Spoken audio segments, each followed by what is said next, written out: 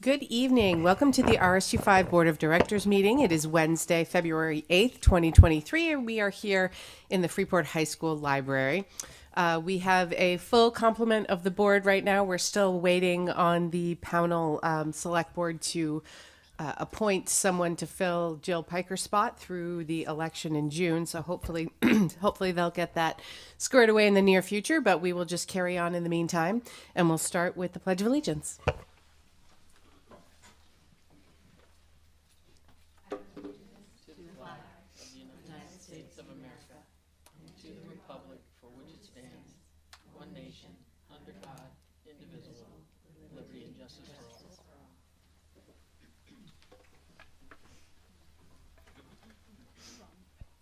Do I have a motion for consideration and approval of the minutes of the June 25th, 2023 meeting as presented, barring any errors or omissions?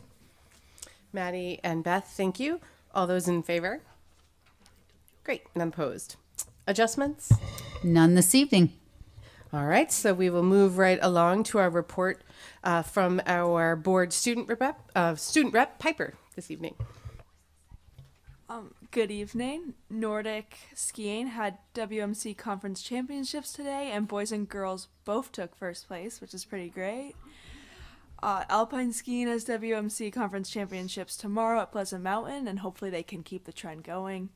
And if you want some Falcon merch, the junior class is putting on a fundraiser featuring sweatpants, crew necks, hats, and more.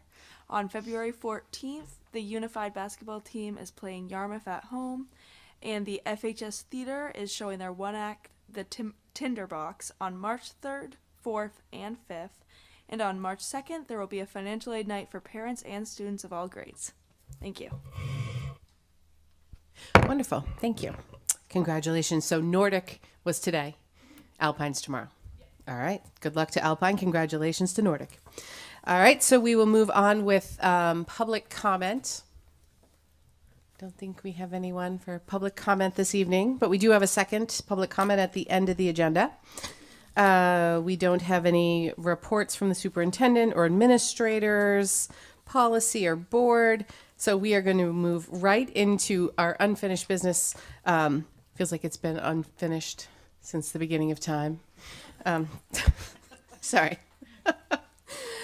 It is kind of true. So RSU5 cost sharing analysis. Suzanne Bowden is here to join us. She, as you guys all recall, several years ago when the board and the finance committee took up the cost sharing review of the existing cost sharing formula, at the end of that process, the board felt like our best path forward was to bring in an outside expert who was familiar with school finance and cost sharing, but not necessarily in depth into RSU5 or a part of RSU5, to give us sort of an unbiased look at our existing cost sharing formula and some potential other considerations. So obviously COVID put that on hold for a bit, but Suzanne was able to join us and has been doing this work for several months now. And this evening she's going to present us with her findings.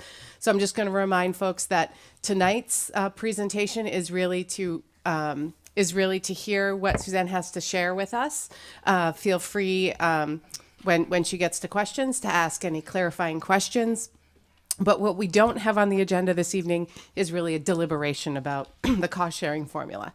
So we're not really going to be talking about, okay, so now let's change it to this, or really tonight is to listen, to learn, to ask questions, to make sure we understand what she's presenting to us. And then we'll come back at a later date to really kind of deliberate and talk about what our next steps are as a board. Sound good? All right. Okay. Good evening. Thank you for having me. I wanted to, I'm not sure, do you guys get copies of my presentation? That's good, because if it was me, I like writing on things. Can you adjust your microphone? Okay. Yes, I'm short. Podiums have always been a problem for me. So this one's not bad. So I need to lean over here a little more. That's obvious.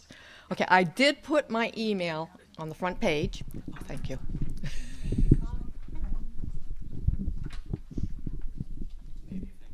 Wrapped it really tightly. Okay, How about that? that's good. Can you hear me okay? Okay. Usually that's not a problem with me. I tend to be loud. So I did put my email on the top of this in case there's a question you might not want to ask here, but you want to ask later. Email, I'd be happy to answer it for you. So I started with this work thinking about your district because I've known a lot of districts in this state. And I made a lot of assumptions going, oh man, these guys got to be so far apart. Well, I was pleasantly surprised. You're not that far apart, not from the percentages that you're using. So, but let's start with school funding. I understand you had a little bit of a school funding 101 already, so I'm going to kind of reinforce some things, mostly about the Essential Programs and Services program, which is what drives, Essential Program Services Act drives the school funding for the state, how much money you get from the state. It also sets your required local share. In Maine,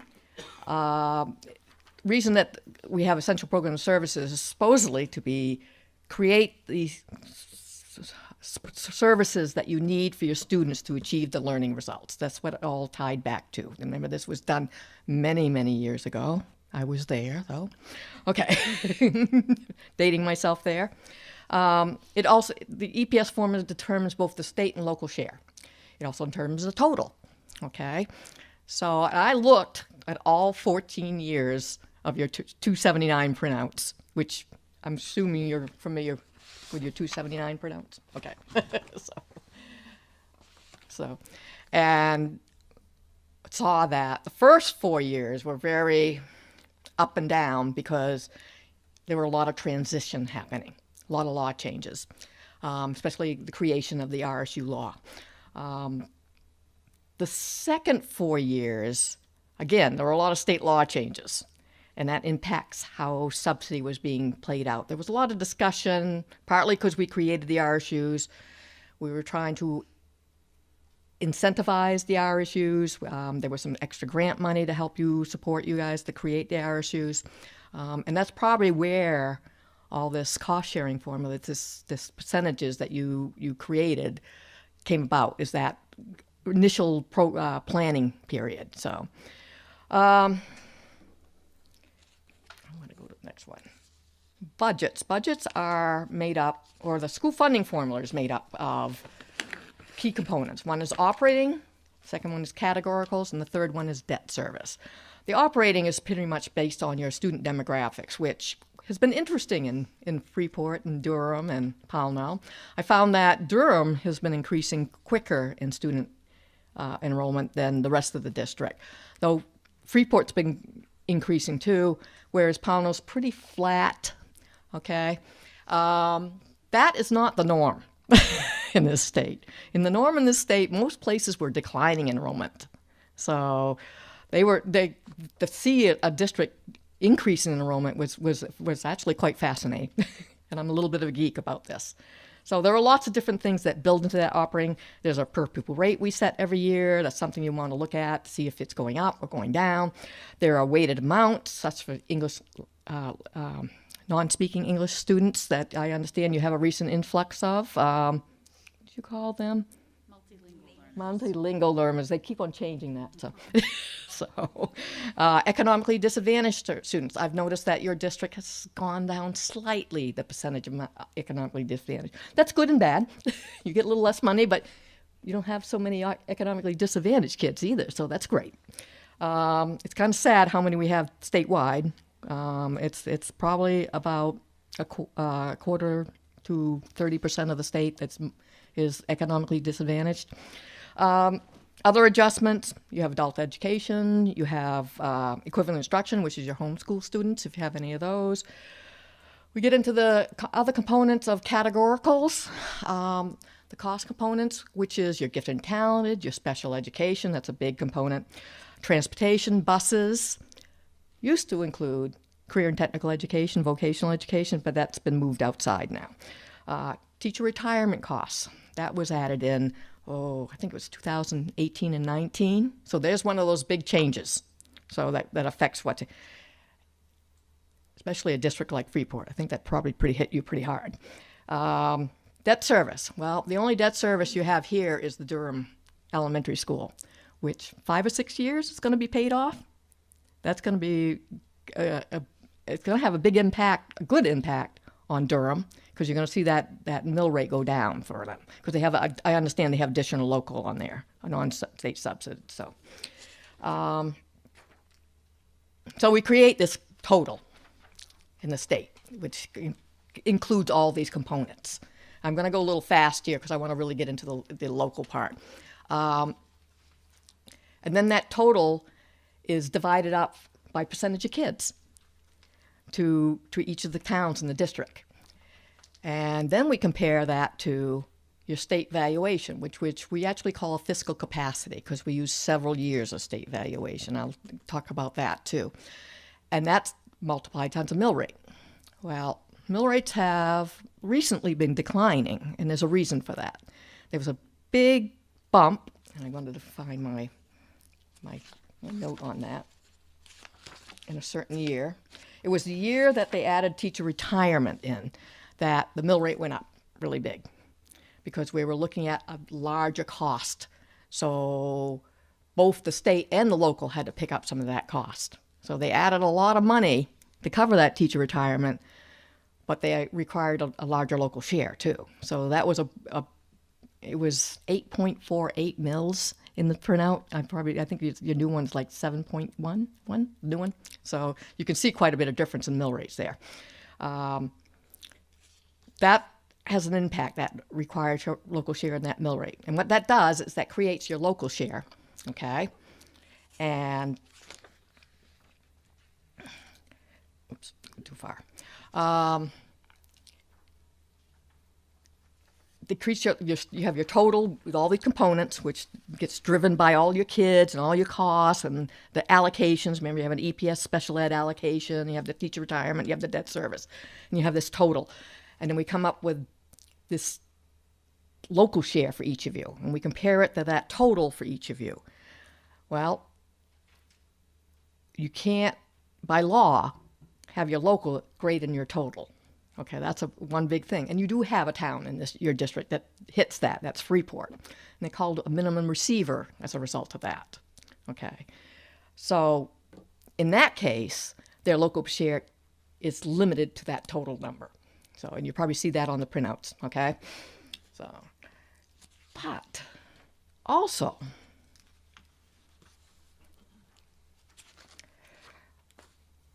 when we were forming the RSUs, we didn't want to de-incentivize some towns for joining an RSU.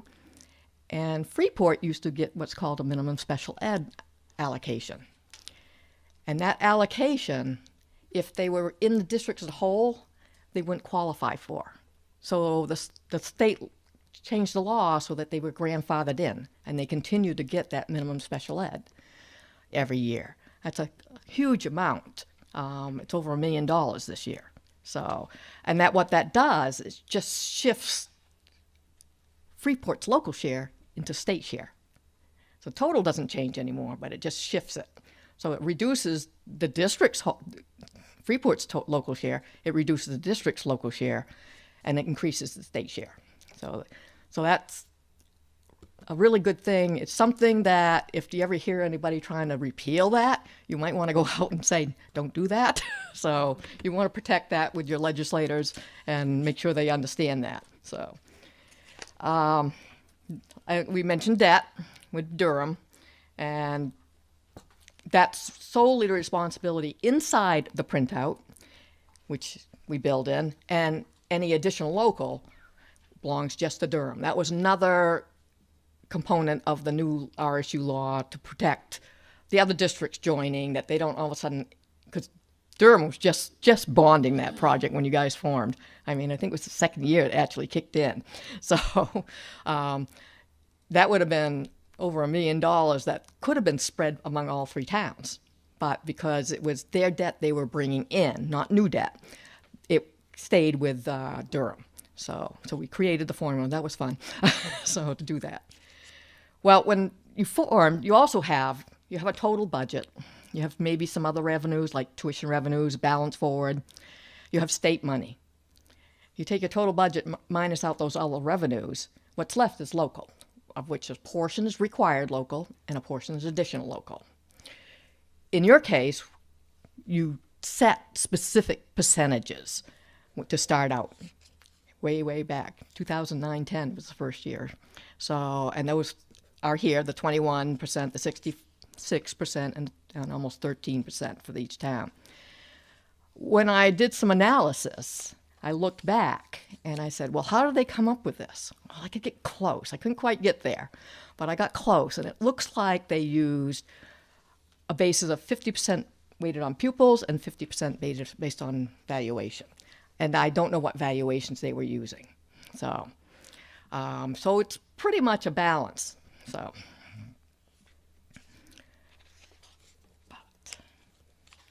okay. So what's been happening with your additional local share over the years? So I kind of grouped this a little bit because looking at 14 years would have been horrible. So I did the first 4 years and then the second 4 years and the third 4 years. And you notice that the percentages are all the same for each town? That's because you have those set percentages each year. So that's going to happen. And then I'm going to scare you with the increase from 2022 to 2022 to 2023 of the 16.2%. And it looks horrible, doesn't it? I said, why did it go up so much?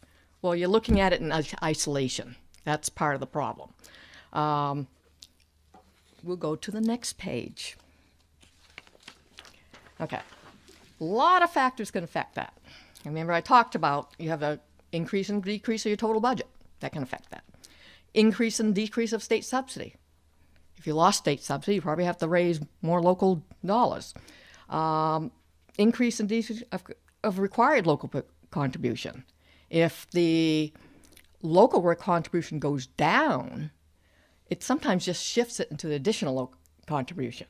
So you're still raising the same amount of local, it's just shifted over into the additional rather than the required. So increase and decrease of debt service. Now you'll see a big, once Durham's bond gets retired, that next year you're going to see a big decrease. It's going to look like you're losing all sorts of state subsidy. No, you're not going to have that payment anymore either.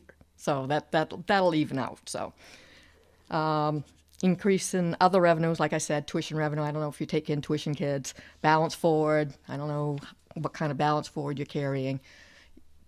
State used to allow 3%.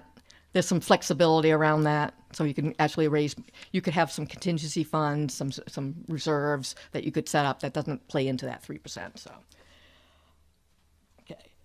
Remember, we talked about state changes. There were some major ones. Remember, I talked about teacher retirement. That actually happened in 13-14. Okay. That was a huge change. In 2016-17, CTE moved outside the formula. Remember, we funded the career and technical regions and centers directly. And you may have a little portion that you pay now for extra services, or you want different services that over and above that, because they still have a budget to fund. And even though they're getting the money directly from the state now, it might not be enough to fund their budget like you. So 18-19, oh, that was a big one. That's why the mill rate went up. When we created the formula, we transitioned in the operating portion because the state couldn't afford it. Okay, because EPS created this large number that we couldn't afford to pay so much percentage of. And of course, remember then we weren't at the 55% either. So we did a reduced number with what's called a transition percentage. And it started out like 80% and went to 85% and 90%, and it got stuck at 97% for a long, long, long time. So instead of looking at 100% of your operating costs through EPS, we only look at 97%. So that 3%, guess where that came from? Additional local. Okay. So that went away in 2018-19. Okay. So all of a sudden we're recognizing 100% of the costs. And that's the year that the required local went up so much. So it may have looked like you might have a bigger budget, but it may have looked like your additional local went down that year because the state, it went into required. It shifted categories. The really good news is in 2021-22 is the state instituted the 55%, the statewide average of 55% state funding. Okay, I was there not far after we did the 1985 law, and it took to 2021-22 to get that done, that 55%. But we're there, which is pretty amazing, I think. I thought I'd never see it. So, and that ended up dropping the mill rate down to 7.26 mils. So you can see how you had that big increase and then it dropped again. So then with that, your prior local share is going down. So it probably pushed money into your additional local share. So, all right, so remember the 16.2% of the last year of increases on your additional local share? Let's look at this next chart. Okay, you can see it on the last column, the fourth line down, you see that 16.2. But this tells a little more of a story. Your budget that year went up 4.2%, which is not bad for a big district like this, actually. Your state subsidy, however, went down, okay? You didn't get as much state subsidy. Your required local contribution went down, okay? So you're shoving more money into your additional local. So you have three things right there: an increased budget, a loss of state subsidy, a reduced required local share. It pushed it all into that additional local category. But if you look at your local contribution as a whole, it only went up 2.9%. So it's not as bad as it, it's just changed categories. So, all right, so there are 48 regional school unit. There were 75 regional schools. There 48 of them were formerly school administrative districts. Okay, you can see that 55% of the RSUs based their cost sharing on fiscal capacity or valuation. So solely that. Okay, but 48 of those were SADs before, and most of them carried their cost sharing formulas into the new organizations. Not all of them, but most of them did. And when SADs were first formed in the 50s and 60s, there wasn't a choice. It was state valuation. So that's why that's hung on there. Another reason is you can tax property. You can't tax a student. so you can tax their parents, but you levy your taxes on property, on real estate. So I looked at the remaining 27, the new RSUs, to see what they were doing. 10 of them based it on some combination of kids and valuation or fiscal capacity. So they do some 50-50, 30-70, 25-75, lots of different ways. Only 5 of the new ones went to straight valuation, 100% valuation. 10 have some unique, and I'm telling you, there's some unique ones in there. Some of the simpler ones is they used pupils, percentage of valuation, and then a per pupil cost, which you might as well use percentage of pupils, the same thing. So I don't know why. It's kind of like upping that a little bit. So I thought that was a little strange. They have some others that do some sort of cap with the per pupil costs. Or others that just take the amount you raise locally, divide it by the number of kids, and then that's what your per pupil amount, and you get it done that way. I mean, that's pretty simple, but that's basically a percentage of pupil method. So there was 2 I couldn't figure out what they were doing. So, I mean, they started out, yeah, no. Well, they're not a surprise, really. It's because they started out, like you, with a set formula, and they were supposed to come back and amend their formula. They probably did, but I couldn't find the records up on the department's website. Got a compliment to you guys on your website. I was able to find all your budget data, all your local data. It was great. So it made it very easy. So that was really helpful. Okay, all right. I added myself a couple little things to help me. Okay, all right. This is percentage of pupils. you have your existing cost sharing form in the first column. Averages for the first 4 years, averages for the second 4 years, averages for the third 4 years. You can see that percentage of pupils that Durham tends to have a little bit higher than your existing percentages. Freeport's a little lower, and Pownell's a little lower. It's pretty consistent over the time period. Durham ranges in the 30s, 57, 58% for Freeport, and about 10, 11% for Durham, for Pownell. The next page is your valuation or your fiscal capacity. And I use whatever was on the printout, whatever was in law at that time. There were several changes. So you can see that in this case, Durham has less of a percentage of valuation. Freeport has more of a percentage. And then you're back at Pownell, which is running about 10, 11%. So they're pretty consistent through the years. So.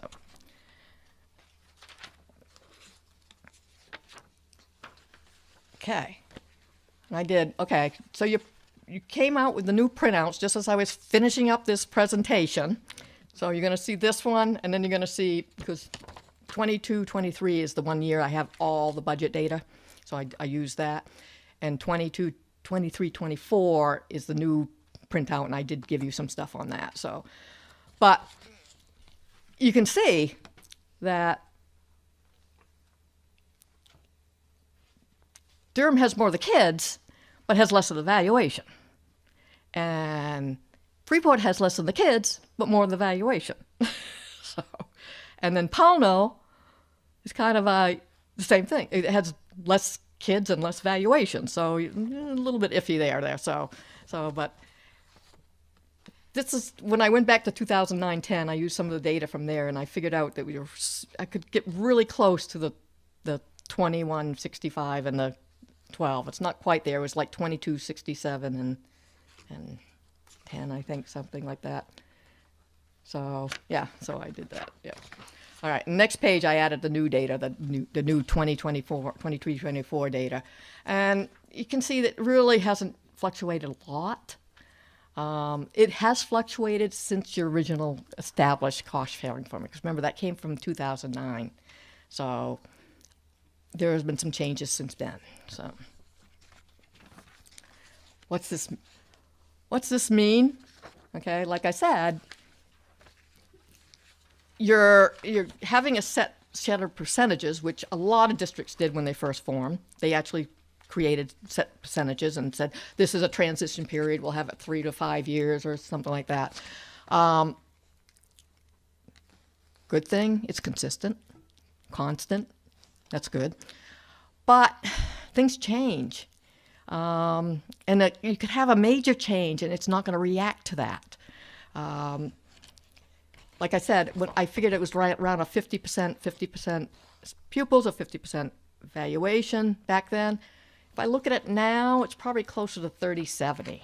So yeah, 30% pupils and 70% valuation. If I look to see what's closest to your current percentages, it's not even still not quite there. So a lot of districts like using a little bit of kids in there because it recognizes that, oh, you might have a big town in there and has kids, but then you have a lot of kids, you can have an economy of scale too. So you get, just being a district your size gives you an economy of scale and helps save you money because you can provide services in a more efficient economically way. So I would recommend you would want something that fluctuates a little bit, because if you have something traumatic happen, okay, let's make it really traumatic. What if LL Bean closed down? The valuation for Freeport would dive. I mean, they wouldn't have the tax base to tax. So your formula wouldn't adjust for that. So that would never happen. I mean, they're expanding and stuff, right? Okay, so aren't they doing something some other place in town, in the state? So, which is fabulous. But the state changed to a formula. We use a fiscal capacity. I remember I talked about fiscal capacity. And what that does, it uses 3 years evaluations, averages them, or looks at the most recent and says whichever's less, okay? So what that does is if you're growing in valuation, it averages over 3 years. And it prevents those big spikes. What if you have a big company move in? I mean, what if Pownell had some big industry move into their little district? Okay, it's not very big square miles, is it? Okay, so, but if they did, their valuation would skyrocket, unless they had a TIF. You know what a TIF is? Tax increment financing. Okay, so they have this TIF that might last 10 years, which shelters that. Okay, so their valuation skyrocketed. The state's going to think they're wealthier, but the TIF is going to tell the town they're not so wealthy, and they're not going to get the taxes that they need. So by using that 3-year average statewide, on the statewide for the state formula, it buffers you against that big increase. By using the most recent year, if it's less, it buffers you if you have a big decline. So it's a protection. Talking about valuations is, if you've ever had, I don't know if you ever had Maine Revenue Services give you Maine Valuation 101. It's pretty intimidating what they do. They're very, very methodical about how they create those valuations. It's a valuation that can compare each town all throughout the state. Because you're not fully assessed if you're not at 100% valuation at your town local level, then you're not going to be able to compare yourself to somebody that is, okay? Or somebody that's only at 75% valuation if you're at 80. So you can't compare those. So what the Maine Revenue Services does is go in and look at sales, and I want to talk to you about sales, and adjust all those valuations so that they're all comparable. Okay, so they use that for revenue tax sharing and for the school funding formula. It's a big piece of the school funding formula. But again, so we use those 3 years and the most recent year to buffer any big changes. Also, okay, you just got your 2023's state valuations. Well, that's actually based on 21. It takes them a year to create that, and then they have another year's appeal period. So if your town doesn't agree with that valuation, that's the time to appeal it. So if you have something that just doesn't look right. So I just want you to be aware that if you choose a method that uses state valuation, I would highly recommend using that fiscal capacity definition that's already that state funding formula is using. It will buffer any radical changes. So. Kids is not quite so hard. You could use more of an average. The thing is, if you lose kids, right, you're gaining right now in all of towns practically. Am I right of that? Pretty much. Okay. Yeah. Okay. You lose some kids. Okay. You may not change your services. You want to get a little less state aid. That's not good. If you gain some kids, it pumps up state aid, but you may not have to add services. So that's kind of like gravy money. So if you gain those kids, like you had a bit of a jump this year, and that's probably why you're getting all that nice new money, right? Which is great. It'll help keep taxes down and maybe new services and some new, School budgets are made up of staff, facilities, transportation, where oil and gas prices have gone. I mean, it's kind of scary. Let's go back to valuation again, because I want you to be aware of this. We've had a very unique house selling. I mean, real estate's been crazy. Okay, and remember, Maine Revenue Services uses sales of property to help adjust those valuations. They want to see what's going on now, okay? Even if you had a reevaluation, they're going to look at that too. So a local reevaluation. So we've got some crazy things going on. I don't know how it's affecting Durham, Pownell, and Freeport. Freeport has a lot of more commercial, and less residential, I think. So may not hit them as much. But Durham and Pownell, do you have a lot of people moving into town? Do you have any new residential developments in the towns? Okay, I'm seeing a yes here. So, okay, who's buying those houses? Okay, that's a big problem too. If it's me, I don't have any kids, right? If it's elderly or senior citizen housing group, they don't have kids in the system, okay? So they're not bringing your kid count in. If it's young families, they'll probably bring kid counts in. So I'm not saying against either one, because you have probably more stable income with the senior citizens, but so hopefully. But all that can affect you and affect what you're doing. So you want to look at what happens in each of these situations. So I kind of played around with some numbers. Play is not a good word to say. Like I said, your 30/70 looks pretty close to what you're doing now. So that could be a starting point. If that's where you want to go. You may not want to go anywhere. You may like where you are. And it's obviously pretty sure it's pretty much a mix. At that period of time, it was set. So it looked pretty close to 50-50. So I don't think some of the new ones don't go all the way to 50-50. I've seen a lot of 25-75s. So, but let's look, there's a percentage that's set in the school funding formula too. And I added that on the end of this. Because how the state does it, it's a little unique, because remember, we take those total costs and we divide up by percentage of kids, and then we take the valuations and we multiply it times the mill rate, okay? So that plays on that. But also you have Freeport with their minimum subsidy adjustment, and that changes it. So the end results shows that for state aid or for local share, just the required local share was 18, 70, and 11. So even that's not that far off from what you guys are doing.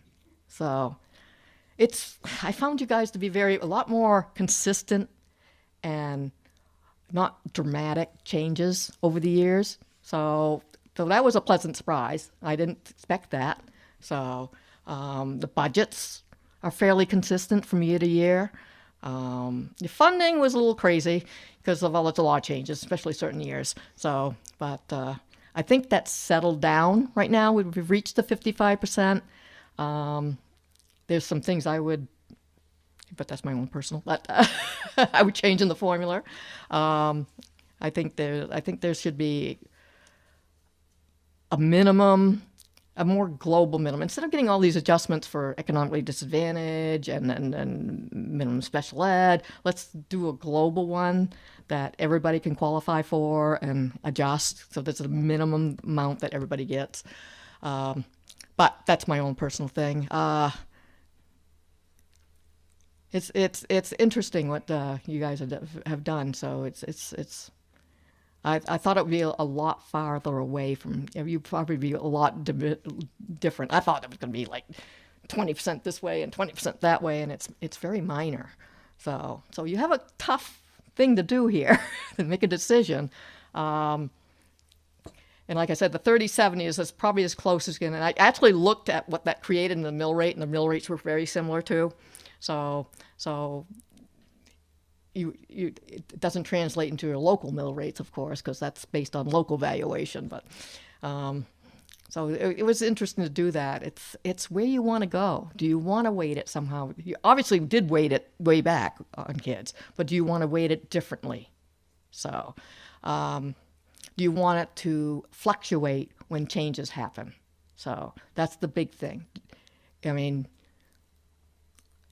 it depends on what you want here. So I can make as many suggestions as I possibly can, but it's. I'm gonna do one more. I just kind of, okay, this is 2009-10, and I showed you the differences in the two, and you can see percentage of kids were only about 8% for Durham, and now they're 10 with the new year. Valuation was -5 and now -4. Not terrible. So Freeport was -6% difference in percentage kids. Now they're -8. So you can see there's some changes. Things have changed. Again, Pownell's pretty stable, so it doesn't fluctuate too much. Valuation, you got the 5 and the 4 minus for the 2 different years. You got 8% versus 6% on Freeport with valuation. So that surprised me because valuation, I thought Freeport would be climbing a lot more, and it doesn't seem to be. Okay. And you're probably saying, they've already told you, you gain kids, you're going to help you on your subsidy. If you gain valuation, it's going to hurt you on your subsidy. Okay. You've probably heard that a million times. But what it is in relationship to everybody else in the state. Okay, if you have a group of you around you, of towns around you, around Freeport, around Pownell, and your valuation gains about the same, you're not going to move who's in that group, who's 1 and who's 10 in that group in line. However, if one of the units had a major loss in valuation, they'll look poorer. So all of a sudden they'll jump up above you, meaning more state subsidy, and that pushes you down. So sometimes it's not what happens to you, it's what's happening to the districts around you and the towns around you. So be aware of that. Oh, my kids went up and my valuation, it's 5%. That's not terrible these times. So I didn't think that was favorable for this district, especially in this area. But what happened to everybody around you? Obviously, they got wealthier because you got more state subsidy. So, and also they put more state dollars into the formula too. So that helped. So, but it's that relationship to every other 495 towns. One's the poorest and one's the wealthiest. So, and that's how and where you fluctuate in there is when you gain or lose state subsidy. So. Now, in your district, you have a lot more local share than you do have state share. So this is state cost sharing is really important to you guys. So and that's what I had. So I thought it was really interesting, and took only not as much time as I thought I would. I talk really fast. Okay. Like I said, if you have a question, you don't feel comfortable asking it here, email me. It's on the front of the page. I have given this to Jean, and I have my spreadsheets, which I do a lot of stuff on to analyze this, which also includes a sheet where you can play around with those 30 70s and 25 75s and come out with different things. I happen to use $10 million to play with it, but you could actually even put your real local share in there and it would calculate it. The last thing is, you don't have to if you do try to go to a different formula and have one that will be fluctuate from time to time as things change, you can original people used to transition anyways from 3 to 5 to 6 years. So you don't have to do it all at once. You can take your formula and let's say you want to transition over 4 years, you could take 75% of your formula, 25% of the new formula for the first year, and then 50-50, then 25-75, and just work into the new formula. So you don't have to do it all at once, so it doesn't stir the pot and make it real crazy for the local shares. So you can do this very gradually. I even saw one that did it over 10 years. So that's it. Questions? I did add an extra page in there with some of the kid counts and stuff for the last 6 years, so you could see where they were going. So it's a little hard to see on the screen, though. We have it on paper. Susanna. I just wanted to thank you very much for this. As somebody who joined the board after this was all sort of set, and we've sort of spoken about it throughout my tenure a little bit of like, do we want to nip into this and keep tabling it for obvious reasons of not understanding it. So I just want to thank you very much. I think it was really helpful for me to understand a little bit about how the local shares end up adjusting between, you know, how the same amount of money gets pushed around a little Gets bit. pushed around because Yeah. of your required local and your total local and your additional local. Yeah, I felt so. that was very helpful. Yeah. And I just want to thank you for making this a lot more clear Good. to me Good. and understanding how how sort of our towns have changed, what other towns are doing as well, to understand how we fit within other districts. And I think it was really interesting hearing about the SAD to RSU development and Yes. how that's impacted some of the systems. So I just found it really helpful, and I want to thank you very much. Thank you. I need personally a little bit of time to mull over all those numbers. Yeah, this is a lot of before I can information. really formulate concrete questions. And but remember, I thank you. lived and breathed this for 30 years, so this was my thing. So Do you see why we chose her for this job? Well done, team. Becky's parting gift to us. She lined this up before she left. Becky and I go back a little ways, so she Laura. talked me into this. So. But it was fun. I missed doing the analysis. I used to do the analysis all the time, and it was fun to do that and explore your district and what was happening. And I was pleasantly surprised. So. Well, thank you. Thank you so much. This was really helpful. I just want to echo what Susanna said. Great background information, too, on the history of the development of this. Could you help me on this page? Could you help me walk me through this in terms of the different columns? Like when I'm looking at it, I see the current cost sharing percentages columns. Okay, that makes sense to me. And then I see the 2009, 2000. Oh, sorry, it's this page with the big. The one with the two, yeah. The When one I with have the- the kids up top and the fiscal, okay, kids in fiscal capacity and kids in fiscal capacity on 2009, 10, and 23, 24. Yeah. Yeah. I just wanted you to see how much it's you know, it's not dramatic, but it's changed. Okay. Example, Durham at 2009 was 29.37%. Now they're up to 31.63%. Well, that basically tells me that they're gaining in kids at a faster rate. Okay. Whereas Freeport was at 59.82%, but now they're down to 57.6%. So they're not climbing in kids. They're still climbing, but they're not climbing in kids as quickly. And Pownell dropped from 10.81 to 10.77. So that's not a huge change. When you get the valuation, again, you don't have huge changes again, but it has changed. Durham was at 16.31 in 2023-24. That's hard to say. It's 17.18. Okay, so they climbed a little bit in valuation. Freeport actually declined in the percentage of valuation for the district as a whole. Okay, so that's what I found that really interesting. So because you think of them be have the most valuation, but they don't anymore. So Pownell had about 9.3% of the valuation. Now they got 10.5% of the valuation. As places develop and things change, and there's been a lot of residential sales and stuff, and I'm sure this new is starting to show up. And I think it's going to show up more and more. And you're going to see it more in the residential towns with more residential valuation versus a split between residential and commercial or industry. So, does that help? Yeah, it does. And then the percentage from current columns are just comparing it to the percentage that we've always had in the difference. Yes. Okay. Yes. Thank you. Yeah. So you could Yeah. see, Durham used to be, it was in 2009-10, it already had changed. Durham had 7.95% more.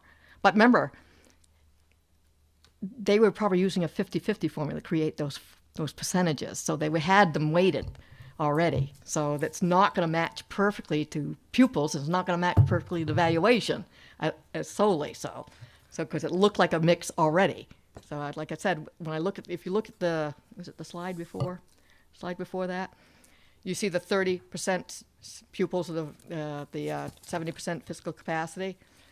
Your current percentage for Durham is 21.42%. With the 30/70, it would be 21.52%. So it's not a big difference. Freeport, it's almost 66%. So they were about 2% more. And Pownell's about 2% less. So you can see, but those old ones were based probably on 50/50, not 30/70. So if I should have done one with 50/50 so you could really see the difference. So I did, like I said, I'll give Jean the spreadsheet, and your business person could just plug that in and it would show it. So show the difference between your current. So, and actually I think I calculate the mill rate too, so that will help you. Because if I had put 50/50 in here, you would have seen much more dramatic changes. Okay. So. I think the reorganization plan said where the percentages came from was essentially they backed into how much each town was Already paying above and beyond the base. Yeah, I had a few do that, so you're not alone on that. So, Yeah. But it was very close to a 50/50. So, Kelly.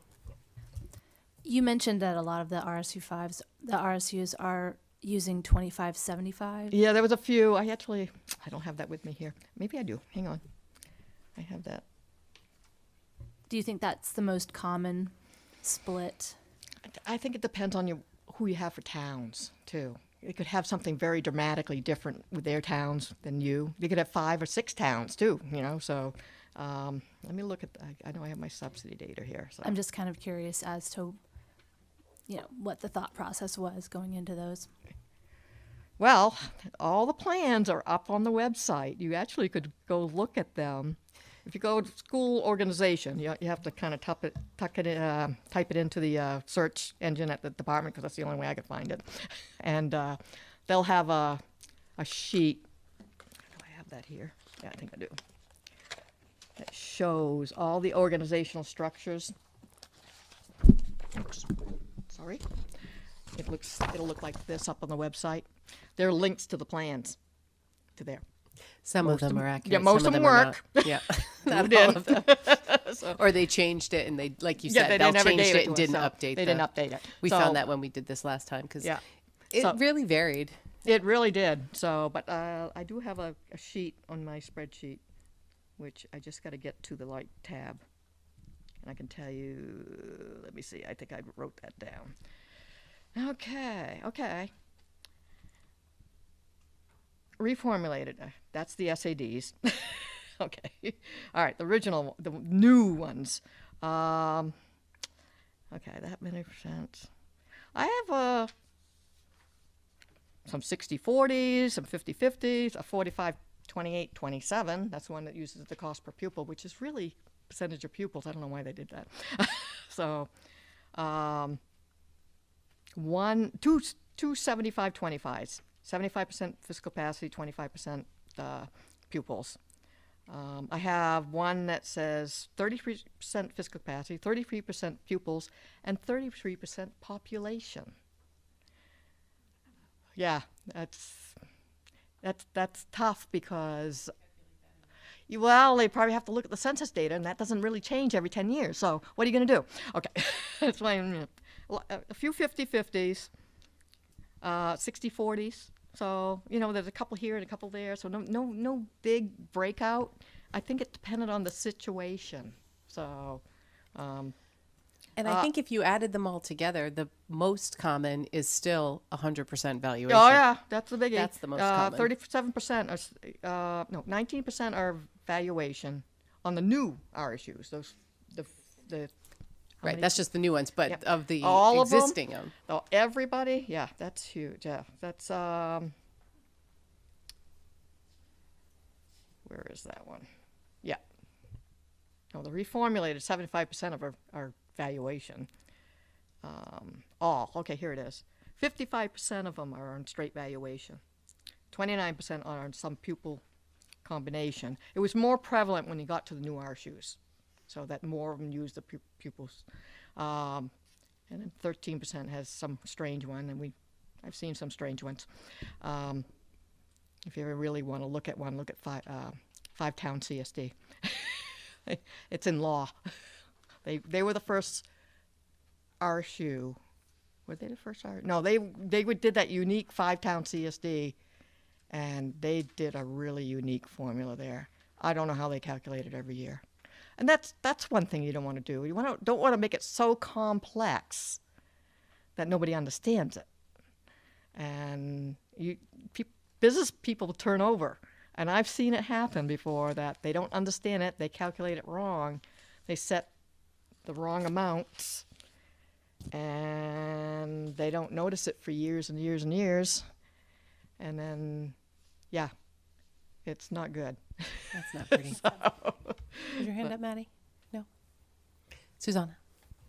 Just a clarifying question. The website, if we wanted to peruse these, what you said. For DOE. Go up to the main Department of Education website, and in the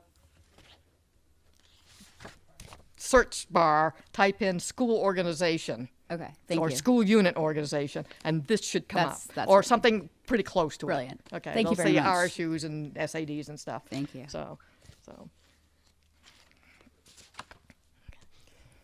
Any other questions, or is everybody's head about to explode? Piper's got it all. She's gonna Piper's got it help all? us later. Okay, good, Piper. If you do, you can come work for the department. I'm sure they'd love to have you. So they go Mark. crazy this time of year. Actual equations written out on the, See? which I totally do too. Okay. Okay. Well. Okay. So everybody asks you, the kids is, what am I going to use math for? Well, guess what? This is what we're using math for? Yeah, I will tell you. And if you use an Excel spreadsheet or the school funding formula, you get algebra. That's right. So so you use math. Are you good? I just had one more question, and I'm super impressed, Piper. Could you explain one more time the transition? So when you were explaining the history of the RSUs that transitioned from SADs, they decided to keep their cost-sharing formulas that they had that were based on valuation from a time when they were required to do that, but then when they changed to RSUs, they weren't required to do that anymore, No, they weren't. but they just stuck with They it. stuck with it. Okay. So yes, that's absolutely right. So you always hear about towns withdrawing from a district, and that's because they're unhappy with their cost sharing. Well, that doesn't help anybody. I'll tell you that right now. You get a small town that says, "Oh, I can pay tuition; it's cheaper." Well, yeah, but you just devastated the district because you pulled all your valuation, especially if you're a high valuation small town with very few kids, and they have to slash their budget because they can't afford everything anymore. You may be tuitioning them, but you're not going to get the services that you used to get when you were a member. I also don't have a voice on the board. That's huge. So, I mean, I really feel bad when I see these districts withdraw because it's hurting the kids.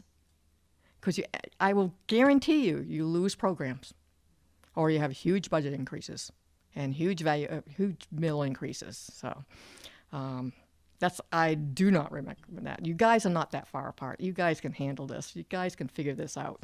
So, this is not, and that's what I was worried about. I was worried I was going to get into this, and I'm going, oh, they'll never be able to get together. This is not that bad. You're really close on what you're using the set percentages, and you're not that far off. It depends on which way you want to go. I don't know which way you want to go. So that's something a discussion you guys need to have. So, do you want to weight kids more? What does that mean? You got to look at it. So, Great. Thank you so much. This You're was welcome. fantastic. And you'll get the spreadsheet so we can play with it. yeah. That's what I get excited about. Yeah. Actually, yeah, I do that, and I that's what I used to do a lot of times when I was first working for the department. Wasn't the boss then, and that's what I used. I used to crunch the numbers, and especially districts were always asking, "What if this would look like if we did this?" Constantly doing that. So board apportionment was another one that we used to deal with a lot. So Yeah. yeah. You've been there, right? We haven't ever adjusted ours on that either. No. Nope. Well, they had facilitators helping people out, and most of those were former superintendents or business managers. So you had some good advice back then. Yeah. So I think, yeah. you worked out okay. Yeah. So. All right. Thank you so much.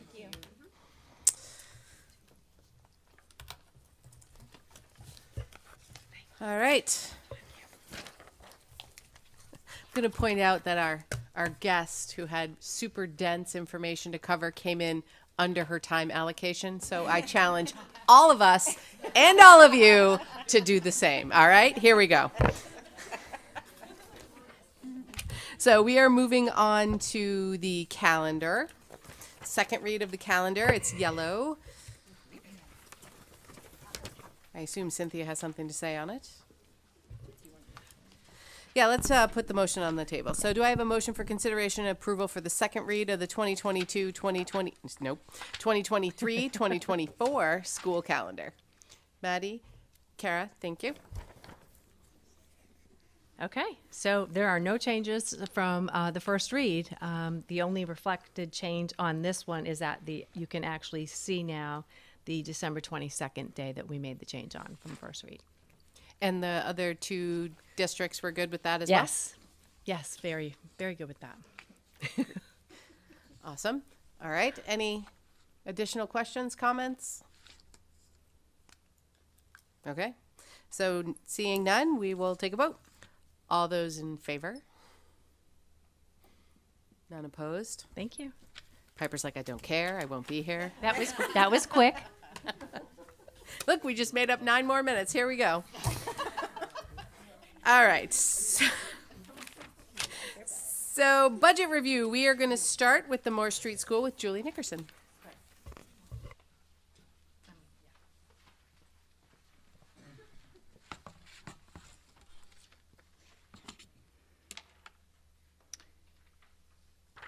Good evening. I'll start by just reflecting on last year's asks and how things are happening in school this year with the addition of those positions that we got from the budget last year. So the district early intervention team, I know you heard a little bit from Will last year, has been a really strong addition to our pre-K team. The 3 people we hired in those positions are really strong. And have really kind of hit the ground running and have assimilated as part of our pre-K team. And of course, they travel across all 3 schools and are able to kind of bridge some of the kind of communication pieces that sometimes we stumble across because of different schedules and things like that. So they've been a great addition, and it now means that students are getting consistent support and service. Whereas if you remember last year, we talked about part of the reason was that CDS were unable to provide providers often, and so the consistency of provision for service for those students was impacted, and so we're able to support all the students that need it with their IEPs and fulfill those, plus support students who we're recognizing as have need or may need referral in future. Our increase in secretarial hours has helped. We have both pre-K and K where we have students entering school, so that kind of increased the need for just all the information that needs to be input that kind of often becomes a summer thing that ends up impacting the beginning of the school year. And so those additional summer hours were helpful in making sure all of those things are in place. Any questions about those things? So this year, in the budget that we're presenting from Moore Street, is an ask for a 0.2 for our PE teacher. Currently, for the last 2 years, the teacher has been full-time at school. The additional 0.2 has been funded by the COVID relief money, the ESSA funds. And so the support that he's been able to offer students has really impacted and benefited. And so that is a continued need. He's able to offer additional PE for those students who need it. Sometimes it can be many children's highlight of the week, but many more children struggle. And so not many more, but other children struggle. So it is providing us an opportunity to really provide intervention for those students who need a different setting. or additional PE, should I say. And then the second ask is for an assistant principal at Moore Street, which feels like a really big ask. But there's three primary reasons why we're asking for this now. And in this district, we value and strive for instructional leadership. And the principal is the person that ensures that all students have access to high quality instruction. There have been three big changes over the past several years that have impacted the ability to kind of really be an instructional leader in my building. Enrollment is one. And then the addition of pre-K has impacted some of that enrollment, but also each of our grade levels has grown. And then the addition of specialized programming at Moore Street. So the request for the AP is a school year position, so not the full 260 that the rest of administrative contracts are. So that summer work, it's really is not being requested because the need is really day to day when students are in the building. Because the increase in students has also impacted a need for increase in teachers, and now the numbers and that increase has grown beyond the capacity of a single administrator. So one of the things that I think about when I'm thinking about instructional leadership is the importance of frequent observation, coaching, and feedback for our teachers, which is a commitment we've made. And currently, there are 67 staff members that work at Moore Street. And so that includes custodial nutrition workers. And that's a combination of full-time, part-time, and shared positions. The majority of those people are on teachers' contracts. And that means observations, meetings, and goal setting, and also support staff. So there's a range at any time between 15 and 18 support staff that also are at Moore Street because of our more specialized programming that needs support to ensure that high quality support. So we now have 19 classrooms and pre-K through 2, and together with the increase in students, we've seen an increase in need. We currently have 4 special ed teachers, 2 specialized programs, a hybrid program, and a resource room. Students in these programs have unique needs that require on-call support of administration, which increase also the demands on communication and support for families. So as a pre-K2 school with 2 intake grades, we're often the place. So we have the specialized programming, but we're also the place where those needs get identified. And so we're supporting students through the RTI process, which means trial and error around intervention to see what's working, what's not. Are they going to be moving towards referral, or are they going to be able to have, short-term intervention and be fine? So that planning also kind of becomes time-consuming and more intensive. So the addition of the assistant principal to what is now the 3rd largest school in the district means that we could retain the integrity of student programming while providing a high level of instructional leadership that our students and staff deserve. As an administrative team, we did explore other ways to solve this problem and have determined that this is the best way forward. So the growth, coupled with the intensity of the need, results in a reactive day-to-day response, one in which systematic instructional leadership is compromised. And the addition of assistant principal will allow for a return to proactive approach to supporting students, families, and staff. And success at the pre-K2 level is a critical foundation to continued success throughout the upper grades. Any questions for me? Jen. Thank you very much for that.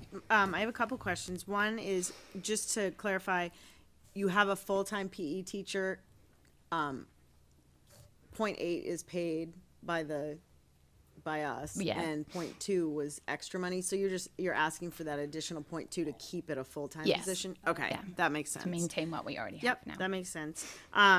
Also, I just thank you for sharing all of those reasons, because those are things that honestly, I know I didn't know a lot of those things, so I think that it's great to hear, and in turn it makes me want to support this. When I hear about having 67 employees and thinking about just that, you could spend all your time just doing those evaluations, and then if if you could just expand on, just because I don't know about the 2 specialized programs, because that also I think sounds like, when you were talking about having on-call support, something that, I don't normally think about like that. That's probably a huge need and takes up a ton of time. And then also then supporting, like you said, the parents.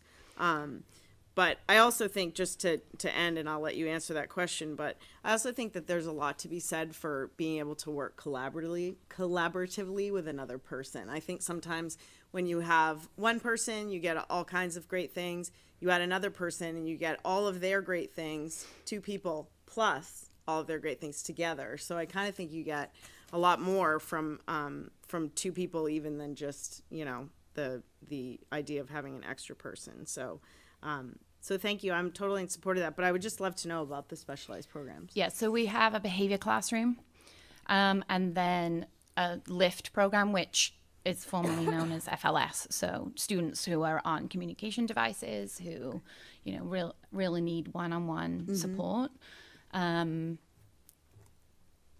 Yeah. So I can expand, but they're students with intensive needs. I mean, and just like you said, you went from 1 to 4 Right. special education teachers, so that says a lot too. Thank you.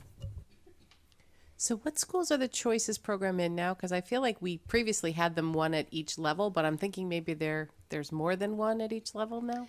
Yeah. So Choices as a program Is the at- behavioral one, yes? Yeah, is at Durham, Freeport Middle, and the high school. And currently we are referred to as a behavior skills lab, because there has historically been a different level of support, but we definitely are seeing more numbers of students that fit under that umbrella. Need some support. Not quite in sort of the Choices program, but Right. more than what they can get in a regular classroom. When you're supporting behavior programming, there are some rules around the span of grade levels you can have in one program. So we've definitely come up against some of that being a problem, with Durham's program being K-5.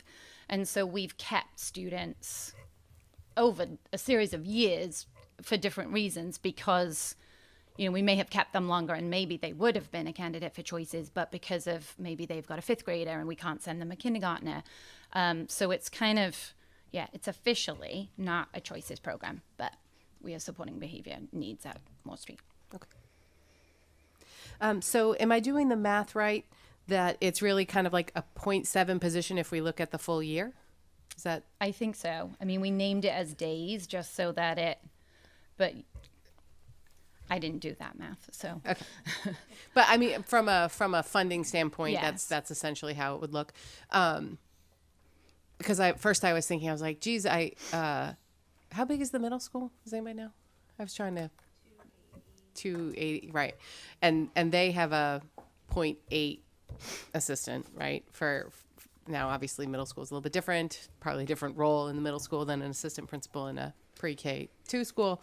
But I mean, it seems to make sense based on the staff numbers. And my other question is it difficult to find someone who wants just a school year position? Because I don't know if we've ever had an administrator that was only school year, so I don't know how that works. So I'm not sure. I imagine it would appeal to someone who's starting to come out of the classroom and want to move into administration. But still likes their summers. Exactly.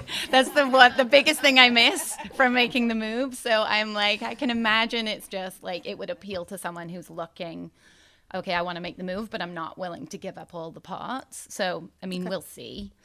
But Great. That's where the need really is. I mean, those summer days are not where I would need the support. It really is in the day-to-day response pieces. But kind of like if I'm an hour or more with a particular student, that's 2-3 observations that are missed, right? Like it just can impact different ways. Obviously, The waterfall. Yeah. Yeah. And it's interesting because I don't feel like we've heard about an assistant principal at Moore Street School before as like potentially on the table. But I think this is extremely appropriate, and how you've been doing this all on your own to this point is kind of amazing. So thank you for that. Maddie. Thanks, Julie. I have a question that's not specifically related to your budget ask, but I just want to carry through some of the conversation that we were having last week related to the social worker requests in some of the upper grades. And so it brought up a concern of some of us around, how proactively and early are we engaging with the emotional and mental well-being of students when they're younger. And so I'm assuming social work isn't something that happens in the lower grade. It is. Yeah. Okay. So what kind of supports do you have now, and is it adequate for the need that you're seeing? Because I'm remembering there were some concerns about the playground problems last year and things like that. Yeah, currently we have Emily and I share 2 different social workers, one that's funded through general education and one that is special education. And so we have a half-time general ed social worker that we share, so quarter time each. But we also flex, if there's a need at any particular point in either school, we work well around, can we have so-and-so now? And, we kind of work well around that. And then similarly with our special ed social worker, the need is greater, right? Currently at Moore Street, so she has more time at Moore Street than she does Mass Landing, and we're making sure students are serviced in both places. So how we use our social worker at the primary grades is our guidance is typically our first place that we support children in kind of a short-term goal-specific support group, and obviously she meets with individuals as very specific, unique needs come up on one-to-one, but it's not a counseling service. And so we're really focused on identifying lagging skills to kind of build and support. And then if we see that students need what we might think of as more long-lasting support, we tend to shift them to the social worker. So 2 benefits to that is just they then have a smaller caseload, but a more kind of long-lasting relationship with students, and then they can carry that support through to Mass Landing as we have that shared person, which often is helpful. In the past, we've also, and they'll do groups, again, skill building, but we are identifying it as a longer kind of term support needed. And then in the past, we've also connected families with outside social work too, if we feel like it's needed. But it sounds like this is mainly to help kids with identified needs, not necessarily dealing with needs that arise in all students. Yeah, so our general ed social worker works like that. But when I say identify need, we're trying to kind of target the focus of the work versus identified special needs. They're doing similar work, but they will respond, if we have student loses a parent, student family is in crisis, we'll be responsive to whatever support we feel is necessary, and work with families too. The social workers do more direct work with families too, because their caseload is smaller. They build those relationships where often a lot of that support is needed. So that's one person shared between the 2 schools, and that's a full-time employee, or no? Half-time. It's a half-time, so you're each getting a quarter time. Okay, thank you. Other questions for Julie? Great, thank you. Thank you. All right, we will move on to Pownell Elementary. Holly Johnson. Welcome to your first budget presentation. Yeah. No, I'm excited. I love the process that the district uses. It's a great being on the ground floor, building the budget with across administrators, and then sharing here. And I think it's a great model. So thank you. I'm going to start also by going over some things that were added last year. Some of that was an RTIB EdTech .2, and also RTI Math both of those have been kind of folded in over the past 2 years, I believe. But continued impact whether we had COVID or not. Those needs for behavior and math support are great. And the timing of having that ed tech or that RTI for math was great with the addition of Lisa Demick working as a math consultant, and she really targeted working with those interventionists this year. So it's been a great opportunity for students and teachers to do that. And then everyone keeps talking about the early intervention team. I'm going to add on to what Julie shared about that consistency. I describe it as kind of a total wraparound that we're able to provide for students. It's a team that we can count on being there. It's a team that not only knows all the students, but knows the school and knows each other. So they can really totally service students, a lot of collaboration and sharing of knowledge and resources with all the individuals that work at the school. So it's a great model, and I'm seeing a lot of great results with students. So thank you for that. And then as we move into a new request for this year, it's not a big request, but it's an important request. This year we were able to add some new books to our classroom libraries due to Cynthia having some funds that were available. I asked the right question at the right time, and so that was wonderful. So teachers have just really been able to access a lot more quality books, both some decodable books and fiction books that we've added to a book room that we are in the process of revamping and organizing to make it really easy for teachers to access those resources. And nonfiction is an area that really needs to be added to, both at the classroom kind of level for pulling small groups, and then also the library. I know the library has been developing a lot of the fiction collection, but the nonfiction really needs some attention. So that's the two requests that I had, both for the classroom and the library for some nonfiction resources.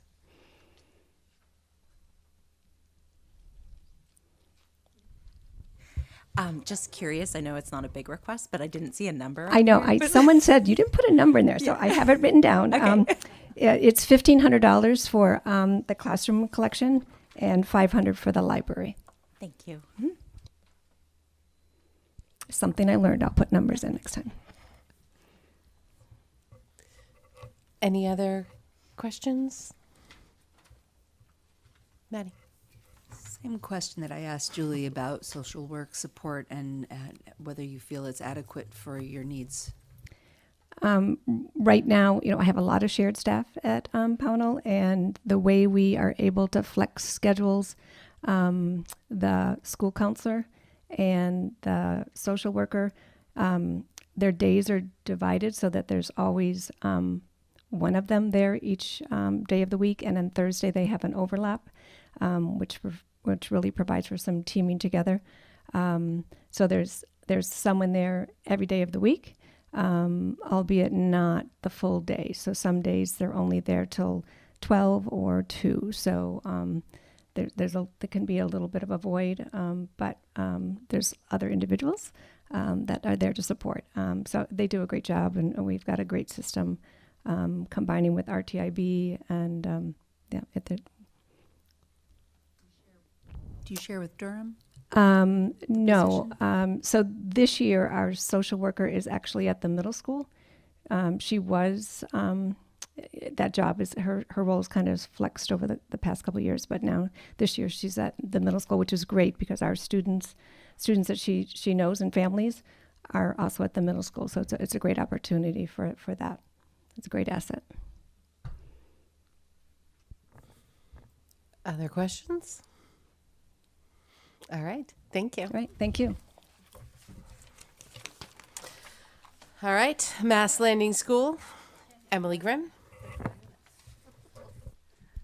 Good evening. My presentation is rather short and sweet and filled more with gratitude this year than asks, just because where we're at as a school building.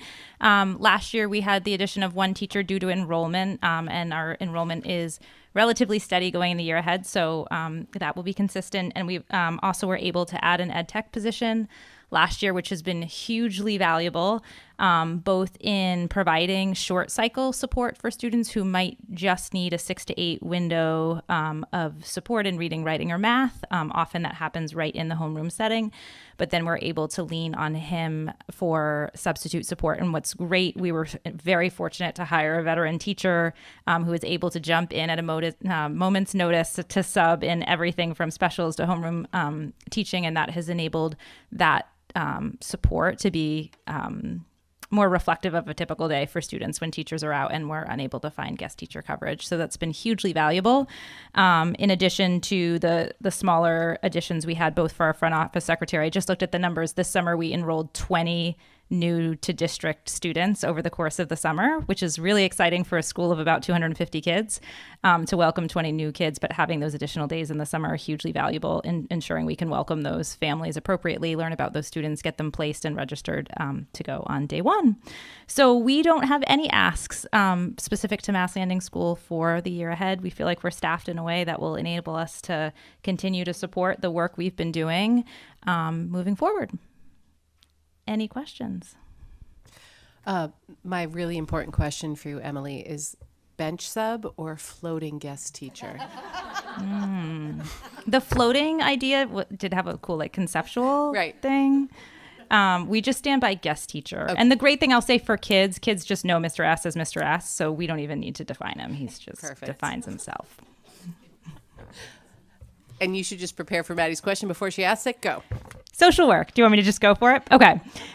So we've talked and thought a lot about social work in our building. And right now I feel like we are able to meet students' needs with what we have, in part because, and it's, I believe, similar at Moore Street School as well, is our school counselor is very valuable in providing short-term support for students. And that's really how we delineate who has access to social work. So we have kids who have access due to an IEP. That's kind of a separate category. And then kids who might need more executive functioning or self-regulation support that don't have an IEP, those students get social work support. And then students who may have something going on in their life that's temporary, that they need help navigating, or they're having social challenges, or they just need to talk to someone. And our school counselor really is pivotal in that role. So we're able to feel that the kids that need longer term support, the staffing we have is adequate. We run their social worker runs several groups and also provides one-on-one support as well. You have a 0.25 person or a point and yes, so we have a 0.25 special ed and 0.2. Yes. You said right now it's meeting your needs. So what could potentially change that would throw that in jeopardy? Yeah. So one of the things, I would say the biggest challenge of our staffing is not about not having enough hours. It's about not having somebody in the building who's available all the time. So in the same way, and it's reflective in some ways of Julie's request for an assistant principal, there are some things in school communities that demand attention now. Not a lot of things, but there are some.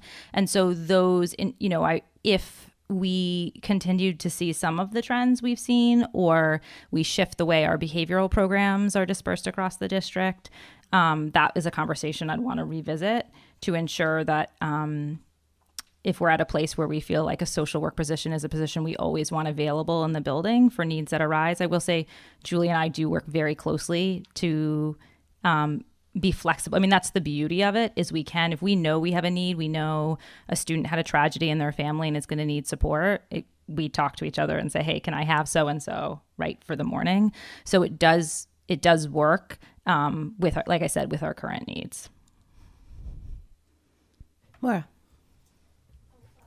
I was going to ask an equity question, but I can ask it at the end or now. I wanted to ask it of all the administrators, and I realized that only half of you were here last year. So the question I was going to ask was about that. I think it was a quarter-time position, not bubbling up as a need again. And if you have anything that you wanted to speak to that, or Julie. And I'll if other members of the team have thoughts. I think that the thing that comes to mind when we would have had discussions about that position is really getting into the details of like, okay, what would that position look like? What would their work be? And felt like that work is more effective living at the building level, like not having somebody who's a standalone 0.25 equity officer, and more thinking through the lens of like, the work of diversity, equity, and inclusion is the work we do all of the time.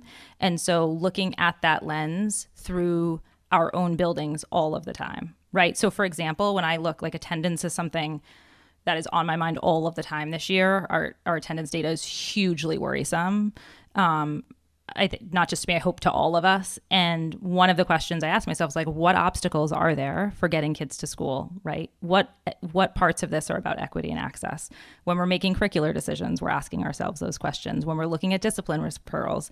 And so I think the challenge sometimes with creating a standalone position is it's hard for people who aren't in the building to both to identify the problems and then also really grapple with what solutions make sense. And so we felt it was more appropriate for that to kind of live in all of the work we're doing as school leaders rather than create a separate position for somebody who may not be in the building regularly, if that makes sense. Can I just ask a follow-up?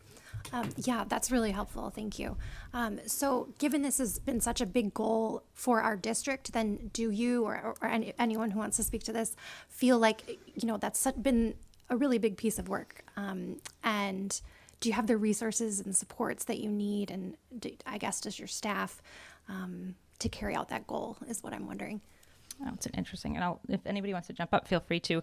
I do feel that way. I think what it is it's a layer or a lens through which we're viewing all of the challenges we encounter, right? So when I think about, attendance is one issue. Another, when I think about like access to curriculum and kids ensuring whatever setting, whether it's special ed or regular ed, or kids having access to curriculum that really is rigorous and challenges them. When I think about the materials, the books that we buy for classrooms, the resources we're accessing for science and social studies content, like that's a lens onto all of it. And so I haven't yet encountered a place where I've identified a solution that wasn't viable with the resources we have, but it's certainly something I would keep in mind if we get to a place where I'm like, oh, here's a potential solution.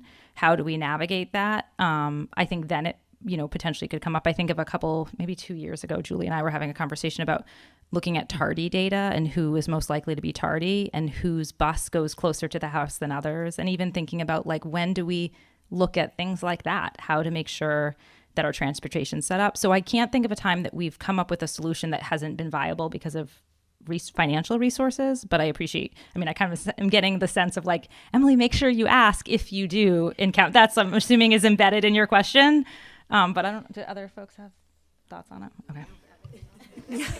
Yeah. Thank you so much. I just realize it's a very big piece of work to task you all with, and that sometimes for any of us it can be difficult to think about and all of those issues. And I had a parent who was touring Mass Landing School today, who's a child in a school out of the district. And she asked a really similar question. And I think to me, like my response is like, this is our ongoing work. I think we've got to be really careful not to be like, that was the work we created, check the box. And it's really about informing everything we do, like asking hard questions in all of the work. And I think proof that we're doing it is that we hold on to those questions, right? It's not like we bought some great books, right? Like boom, done. But that we're grappling with questions of equity and access and representation throughout our work.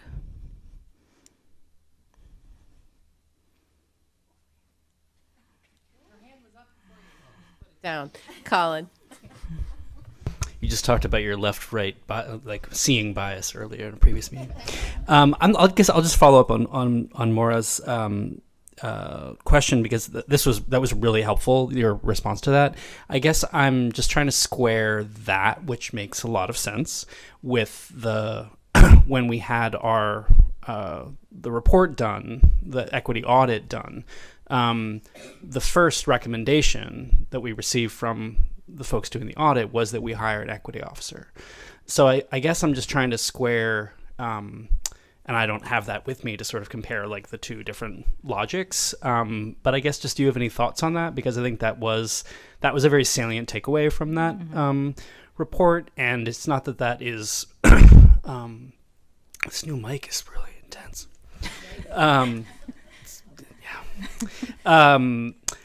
Just how would you suggest we go about squaring that, or other folks who are thinking about these issues for the school? I've got two thoughts, and again, I don't want to speak for my team, but so if they disagree, I'm going to have them run up. Awesome, I appreciate your confidence. I think the first is one of the concerns we had, quite frankly, with creating our district would not be able to support a 1.0 equity officer. It just, to me, is like not a financially responsible ask. And as soon as you create a 0.25 equity officer, and you probably heard from Julie, you're probably imagining what Julie's day looks like hopefully when you, right? If you add a 0.25 equity officer to one of our jobs, I'll tell you what isn't going to happen. It is going to be very hard to preserve that time, right? Because the day-to-day demands of our work, which often have incredible urgency, are going to chip away at it. That's my personal feeling, and I know it was part of the conversation we had. So one is like you hire that or allocate time, right? You could take a part-time assistant principal and make them an equity officer, for example. So one was concern about you create it on paper and it doesn't exist in practice. That was the first concern. And I think the second piece, and I say this having worked as an outside consultant, nothing against consultants, but consultants have the luxury of coming in and getting a lay of the land and providing some recommendations that often can be very insightful because they're not embedded in the system.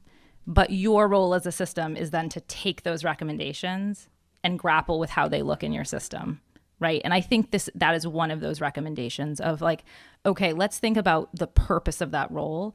In this district, does it make sense to have somebody stand alone with that title?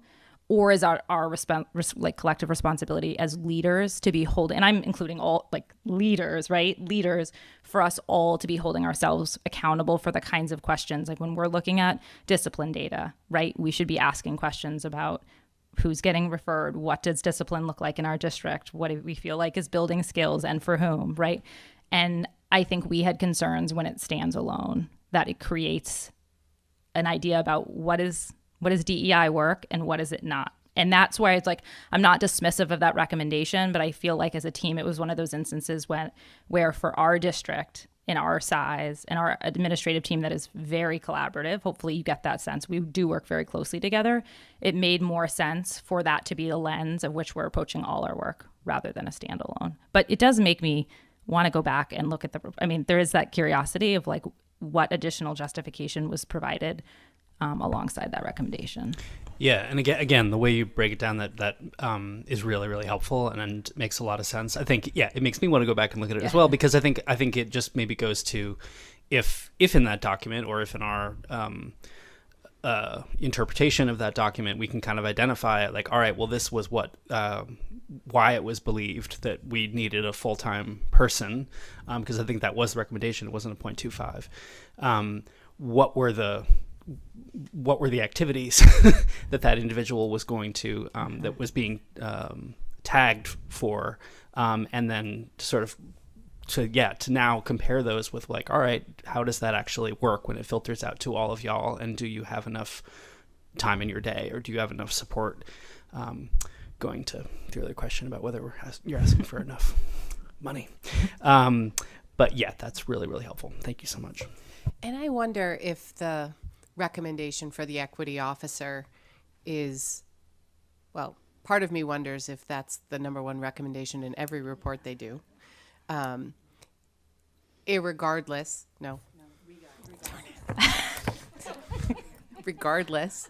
of we could get a 0.25 grammar class for me. Thank you. I'm gonna make up words now. Regardless of the skills and desires of the administrative team to sort of embed it in their schools, right? I wonder if the equity officer position is a way to sort of ensure that someone is overseeing it to make sure it's getting, that lens is being applied. Whereas, we have a administrative team that has clearly taken this all very to heart very seriously and is applying it on their own. It does add another layer, but you're right. It's the question that we always ask when, it's not its own thing. It's sort of pervasive in everything we're considering. So that was my thought on the equity officer position was, I bet this is recommendation number one in every one of these that they do, rightly or wrongly. Maddie. Yeah, this is a super helpful discussion for just thinking about how DEI, plays out in a workplace, let alone a school district. And I agree with, everything you've said makes so much sense. When I think about what that role might be in places where it exists, I think of it as a person with significant expertise in this area as a resource. And I think all of us can reflect on, especially those of you who are staff and work here and have gone through the training, and those of us who've taken on our own, can think what a learning curve it has been for those of us who don't speak DEI language every day in our jobs. And just the presentation we had with our consultant was eye-opening. So that's all I'm wondering about. I have absolute trust that this is being integrated fully into the work, and I am so grateful to support a district that takes it that seriously.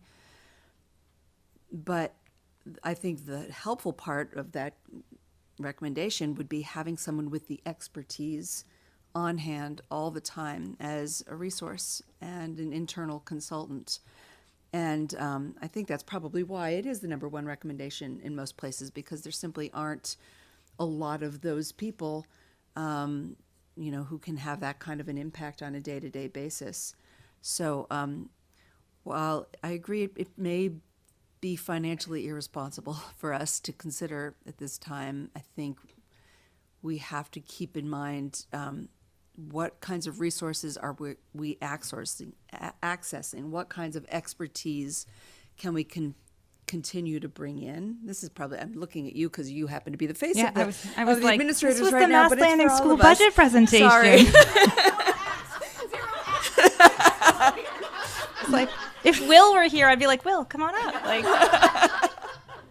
I'm happy to stay here, but I also am happy to sit if the questions are. It was Will Pidden last week.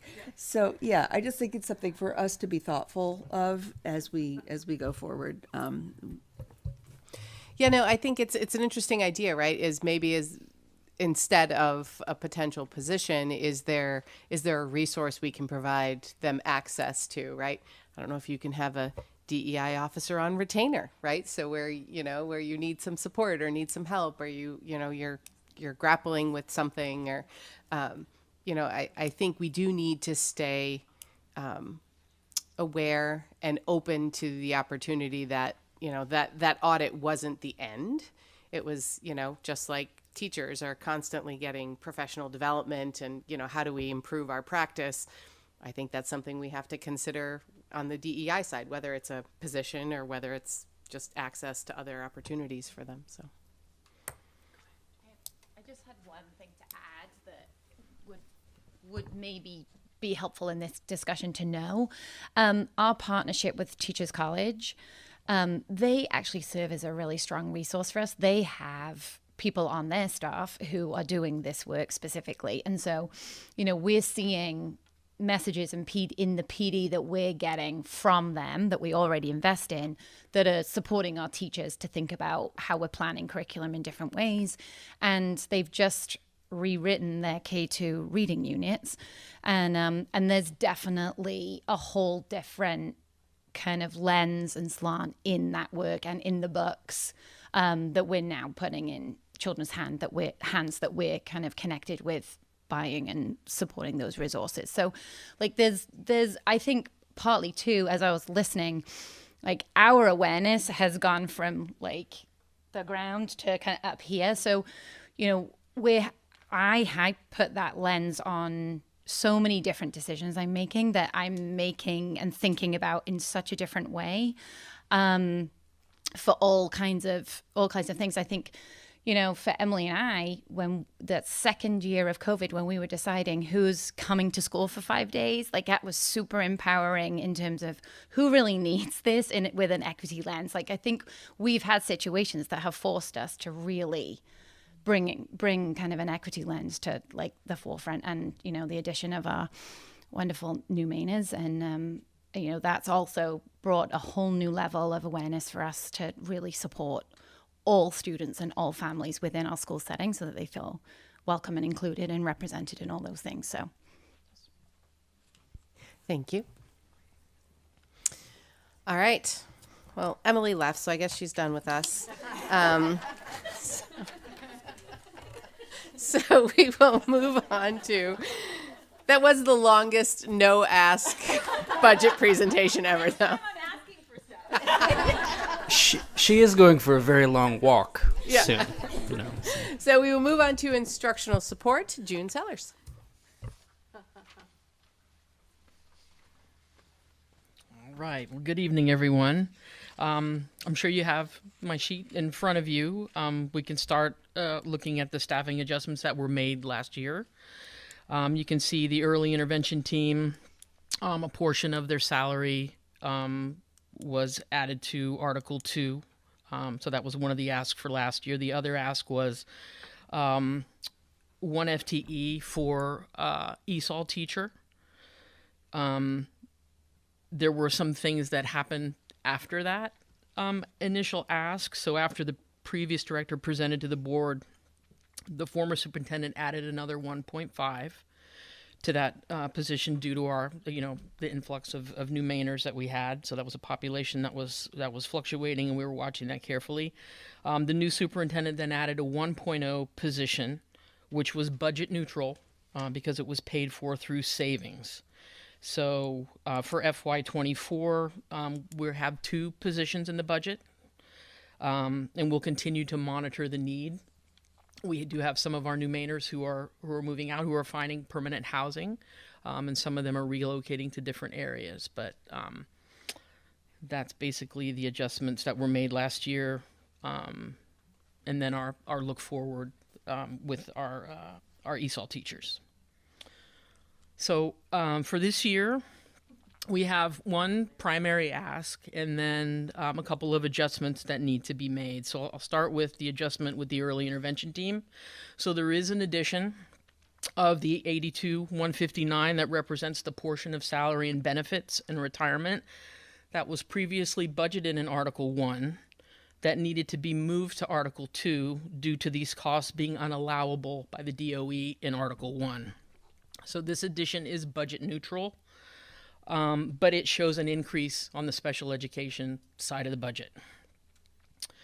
So we also needed to move a special ed tech, 1 FTE, a salary of $45,000, which was previously paid by local entitlement. So that addition represents a portion of salary and benefits previously budgeted in the local entitlement, which needed to be moved due to the amount of grant funding allocation, and to ensure that we meet maintenance of effort, which is the requirement for school districts to budget and spend at least the same amount of local or state and local funds for the education of children with disabilities on a year-to-year basis. So the primary ask that I mentioned was the board-certified behavior analyst. So this addition of this BCBA, board-certified behavior analyst, will provide full-time support for a growing population of students with complex learning, behavioral, cognitive, and neurodevelopmental profiles. We currently contract services from a BCBA. We have 3 that we get anywhere from maybe 10 to 20 hours a week to support some of our students that have complex behavior plans, and also support our staff who are providing services to those students. So you can see some talking points on the BCBA at the beginning of the sheet when it talks about how the priorities align with the district's 4 strategic objectives. And I know board member Sink had a question during the last board meeting about what a BCBA does. So the BCBA has specific training in the scientific principles of learning and behavior. So clinical behavior analysis and other evidence-based approaches to positively shaping student behavior. So the BCBA uses clinical behavior analysis, and like I said, those other evidence-based approaches to increase language, communication, and learning skills and reduce maladaptive behaviors in children with autism and other significant disabilities. So a BCBA would oversee and monitor the implementation of behavior interventions, skill acquisition plans, and maintenance plans for students with complex behavioral and learning profiles. The BCBA would also have the ability to implement and train others to understand and use those scientific principles of learning behavior at a level commensurate with each person's level of understanding. BCBAs also have knowledge and experience in trauma-informed crisis prevention and intervention. Any questions? Yes. Jen. Thank you very much. That sounds like a great position. My question is, to compare, you said you had contracted services, 3 people, 10 to 20 hours a week, times 3, or 10 to 20 hours a week flat? Well, it wouldn't. It's not. It fluctuates. Right. I mean, it could probably be anywhere from 10 to 25. We do have 3 people. They're not available full time. They do have other contracted districts that they contract with and special programs that they contract with. So those are currently paid through the local entitlement. And we'd be looking to, once we hire a BCBA, to sort of do a gradual handoff, because those BCBAs are working with specific students at specific schools and also supporting staff in our special programs. So would there be a financial kind of, you said there would be a shift from entitlement. So what does it cost right now? Do you have an estimate on what you're spending on a behavioral specialist now? Or? Yeah. So right now, between the 3, we're spending probably upwards, probably between 50 and 60 a year in part-time services. Right. So, having a full-time BCBA would be a really powerful addition to. So to the how district. would that work with the? Because of what I'm trying to point out is that it might be just like not a cost savings, but not as much of a financial burden, I guess, on the budget. So I don't know the difference between when you talk about local entitlement and coming out of our budget. So would that be like a straight 90,000 out of our budget and then not getting money out of the local entitlement, or how does that work with the money? It would. Well, the local entitlement, we would, allocate those funds to other projects, to other needs in special ed. Okay, that makes sense. Okay, thank you very much. You're welcome. So this is a straight $90,000 add to the local budget with no cost savings on the local entitlement side. Correct. Okay. So then my question is correct me if I'm wrong, which I very well might be. So local entitlement is based on the number of kids that qualify, right? And then the schools they're at, the funds get allocated kind of by school, because I know we've had to sort of shift the funding from Moore Street to Mass Landing because the number of kids moved from one school to another school. And so if we're freeing up, if maybe that's not the right phrase, but freeing up $60,000, $50,000 to $60,000 of local entitlement, do we still need to then take $45,000 that was in a local entitlement and bring that into the local budget as well? So it sounds like we're freeing up $100,000 of local entitlement. Did we lose that much based on the number of kids we have that qualify, or? Right. So we didn't lose that, but we have some other costs that are going to be covered with the local entitlement. So we have a fair number of students who are served in our out-of-district special purpose private schools. So the tuition, a substantial portion of their tuition comes out of the local entitlement, and we're seeing the need to add additional funds so that we have enough money to cover tuition for those students. We have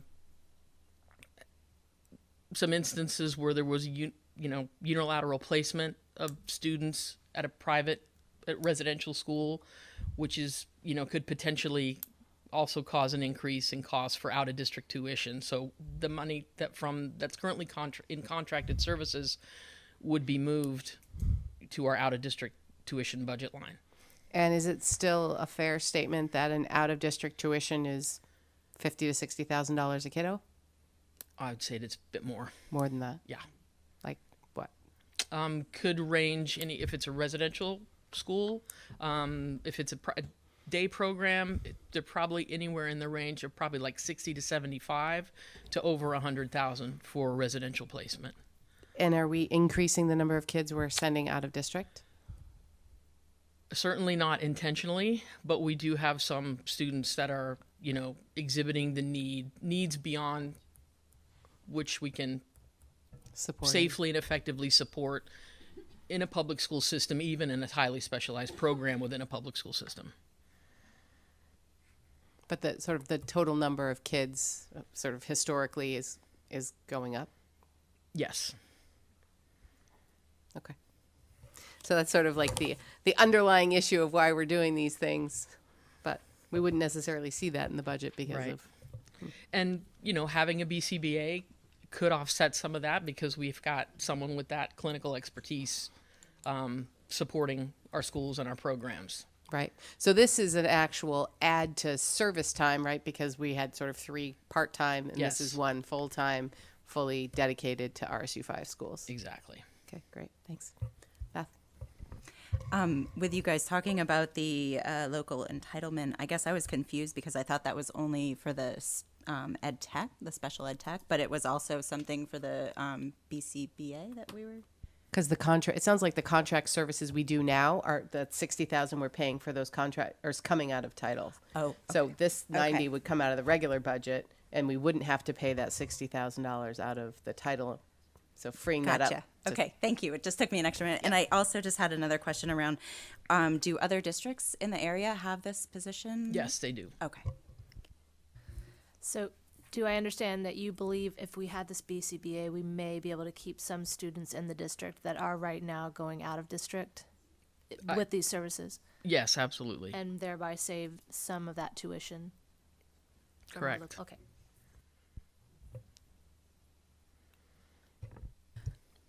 I'm just wondering about your staff. Would the addition of this person in this role be a benefit to your staff that would also potentially help attract and retain staff? I think that's a good point to bring up because, we do have teachers who work with, some students who have extremely challenging behaviors. And I know that a BCBA, having worked in districts before and had, BCBAs on staff, they provide a tremendous amount of support to teachers and staff. Thank you for bringing that up. Any other questions?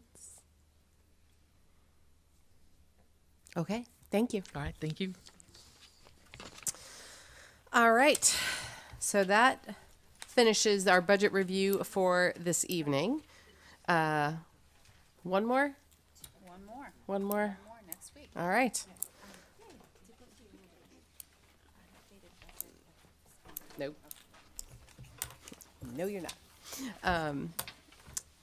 Okay, so we will move on to new business, which is the consideration for the stipend. So we'll get a motion on the floor and then we can talk about those. Do I have a motion for consideration and approval for the following stipend positions: first team baseball and high school JV golf? Susanna and Jen, thank you. Is this you? So the stipend review committee met to review these 2 stipends that have been requested by Mr. Sickles, and I'm going to ask him if he will please come up and talk a little bit about each of these positions. Yeah, so as I presented the budget last time, so I'll do the golf team first because that's easier. This last fall, we had 14 golfers with no seniors, so we know we're going to have at least 14 more, and if any new freshmen come out next year, that'll just add to the mix. We did have 6 JV matches this year. They were covered and coached by the varsity coach, and when he was covering those JV matches, the varsity either didn't have practice or no one was there to watch or to instruct.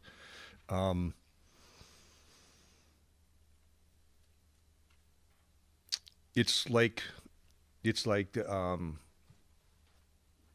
class size, 14 kids, which may be more next year. We only play 6 in a varsity match, so that means the bulk of them don't play, and this is varsity, and who gets to play is determined by their scores in practice. So it's a pretty easy, cut and dry way to pick a team, and so this is a way to get some other kids a chance to play. And going back to class size, when they practice, he puts some kids on the driving range, and then the other half go out and play and are scattered through the 9 holes. So for one coach to try to supervise and instruct that many kids, it's pretty tough. So that's why I've asked for a JV golf position. Questions on golf? So this is going to be a little bit more tricky to follow. Last spring at Freeport Middle School, we had, where are my numbers?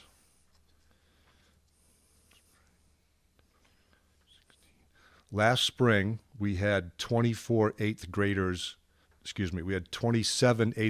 come out for baseball.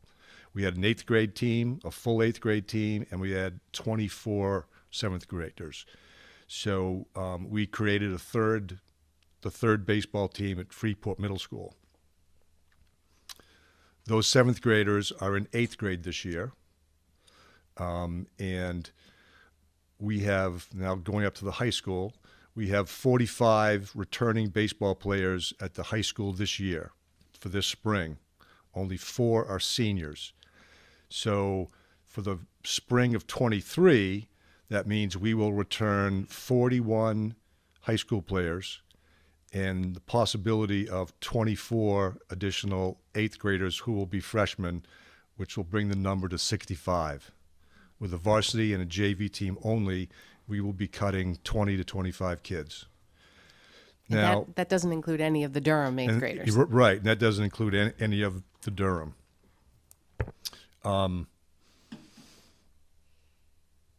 Now, this isn't a guarantee.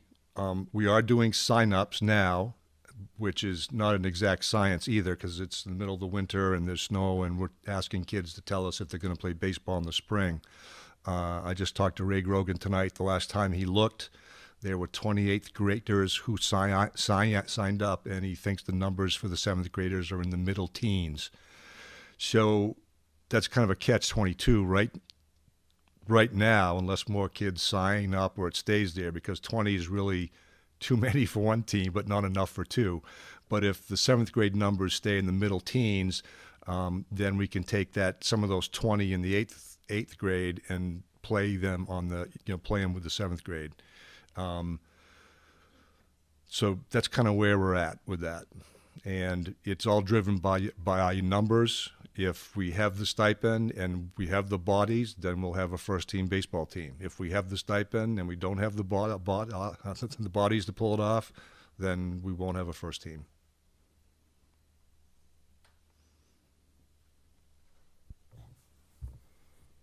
Jen? Full disclosure, I'm on the stipend committee, so I heard this when we were at the meeting. And I just want to say that I just really appreciate the time you put into looking so far ahead, because I think that, a lot of schools, I feel like, scramble when situations like this occur. So, and we talked about this in the stipend meeting that, if the numbers aren't there, the numbers aren't there, and it's a non-issue. But this creates a situation where when the numbers are there, we already have it kind of taken care of. So I just, on both of these requests, I think are good asks. Then I think the money works. It's actually more than a wash. Because of our numbers over the last several years, we are not including a girls' first team basketball coach in the budget. We haven't had a first team, so we have varsity, JV, and first teams.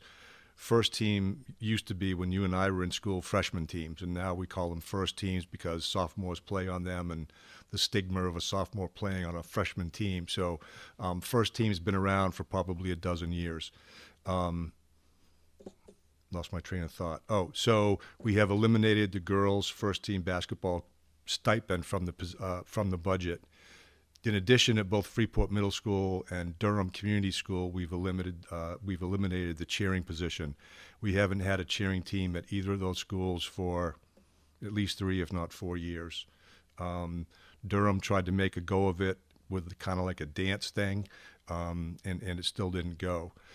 So by eliminating those from the budget and adding these two, it's actually, we save money with that. The cost for the baseball program in total is about $4,500, and the JV golf is somewhere around the $1,800 amount. How much of the baseball team is sort of upfront cost to get it up and running versus on a go forward basis? Is it pretty much $4,500 a year, or is it there's an investment up front? No, it'll be about that. Yes, Okay. because so that includes balls, bats, batting helmet, and some partial catcher's gear. We have some extra laying around, but that may not fit a freshman. And so you always have to have balls. You always have to have a couple of bats. Helmets, you don't need those every year, but we buy 1 or 2 every year for the varsity and JV teams because they cycle out. And Maddie. In either case, baseball or golf, are these positions that already exist and are being funded by the boosters? No. So it's a brand new position. Correct. Okay. I noticed that you have $4,500 not including busing. Can you share a little bit more about what the transportation costs might be and what the availability of bus drivers might be? So bus drivers, I don't think I need to go into that, but there's a shortage of, let's see, officials, coaches, bus drivers, teachers, ed techs. So busing, I think last I knew was like $3 a mile. So I really don't have a clue as to what the cost of busing would be. You're talking 5 games, maybe 6 away games.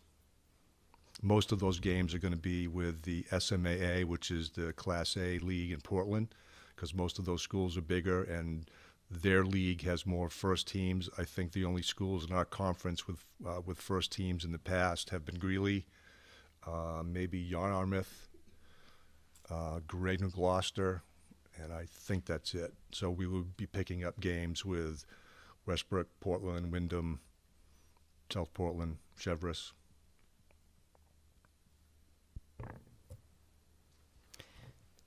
So I just heard that there's 8 DCS 8th graders to add to your 24 FMS. So you've got over 30 incoming freshmen next year. So good luck.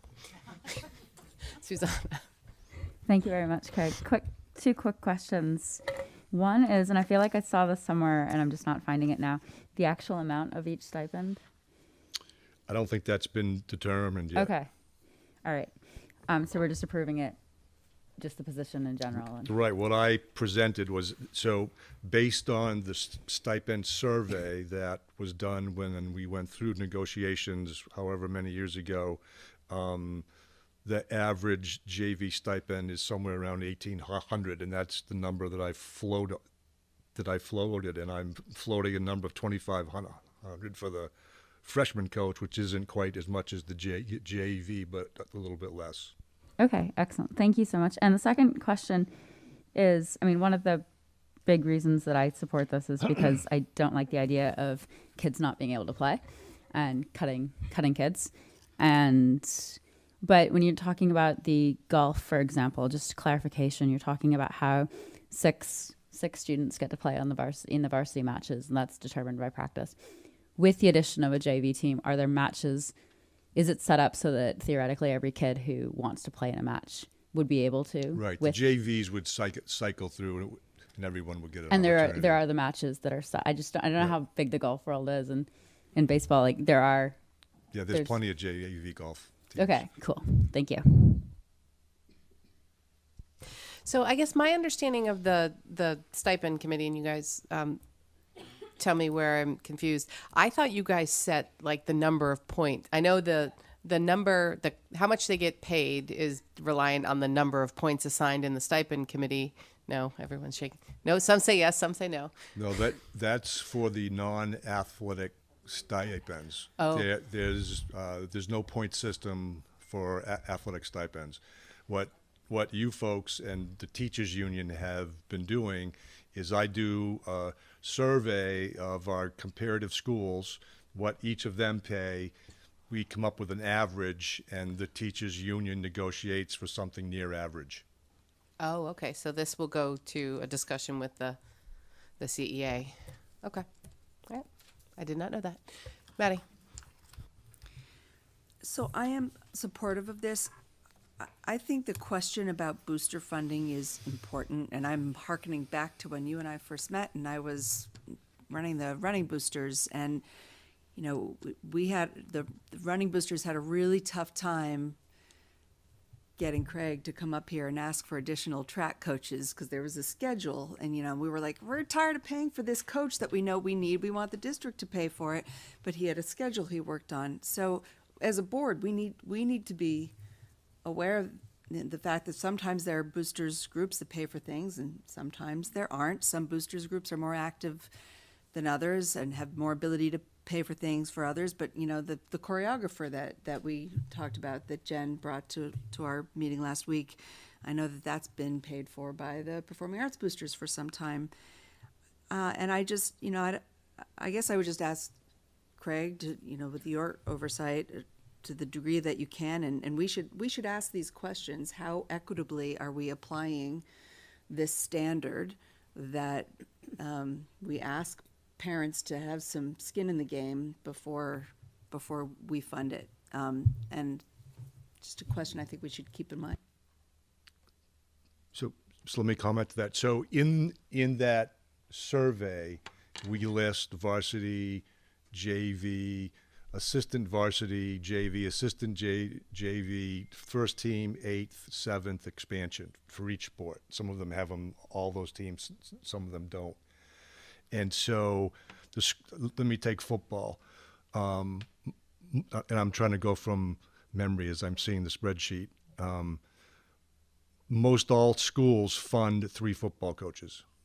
And then all of the rest, some of them have 1 more, some of them have 3 more, some of them are volunteer, but whatever is paid for is what comes from the boosters. At Freeport High School, we pay for 3 coaches. The Gridiron Club pays for an additional 2 at the high school.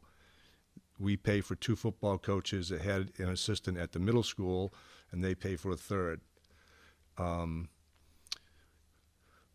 Let's see.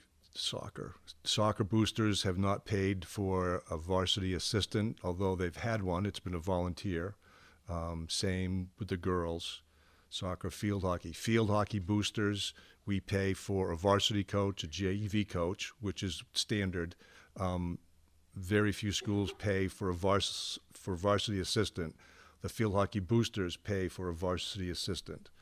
The same thing is happening in basketball. We have the varsity, a first team, and varsity, JV, and first team in boys, and the boosters are paying for a 4th coach assistant at the varsity level. They're also paying for a varsity assistant for the girls as well. Indoor track, we pay for the head coach, a first assistant, and a 3rd assistant, and depending on the year and who's in the position and how often they come, the boosters have been paying for a 4th position, not on a consistent basis for the last 2 or 3 or 4 years. Same with the outdoor track. We pay for 3, and depending on the situation, the boosters have picked up the 4th, depending on the year.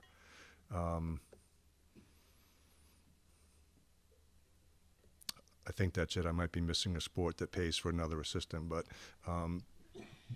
this is all very similar to what's done at all the other schools as well. We're not doing anything different or more or less than what all the other schools are by boosters funding certain positions. And how boosters pay for that is they donate the money. They write a check to Freeport High School.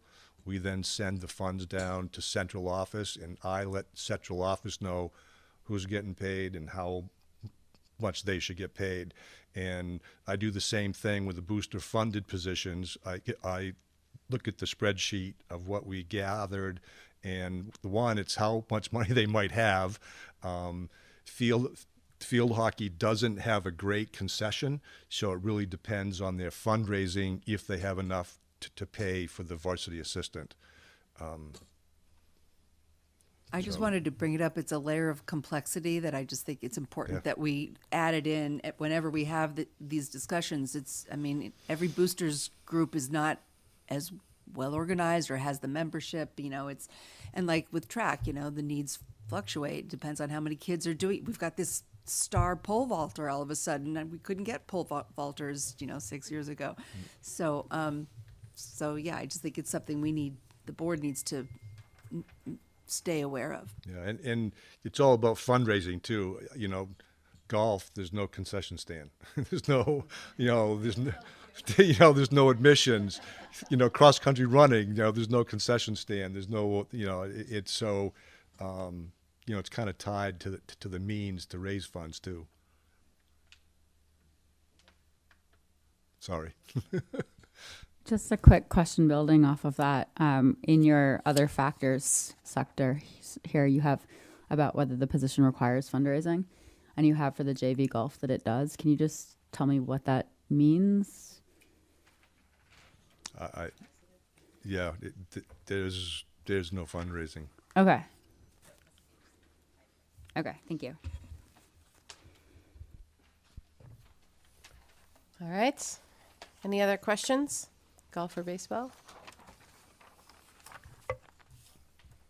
Okay, so we're ready for a vote. All those in favor? None opposed. Great. Thank you very much. Thank you. So just so you guys know how these work, so just because we approve those just means the stipends have been written. It doesn't mean that they're funded. The funding piece comes as a part of his budget request.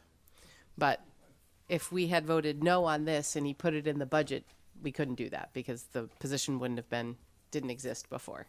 So just a little logistical update there. No personnel. We do public comment. All right.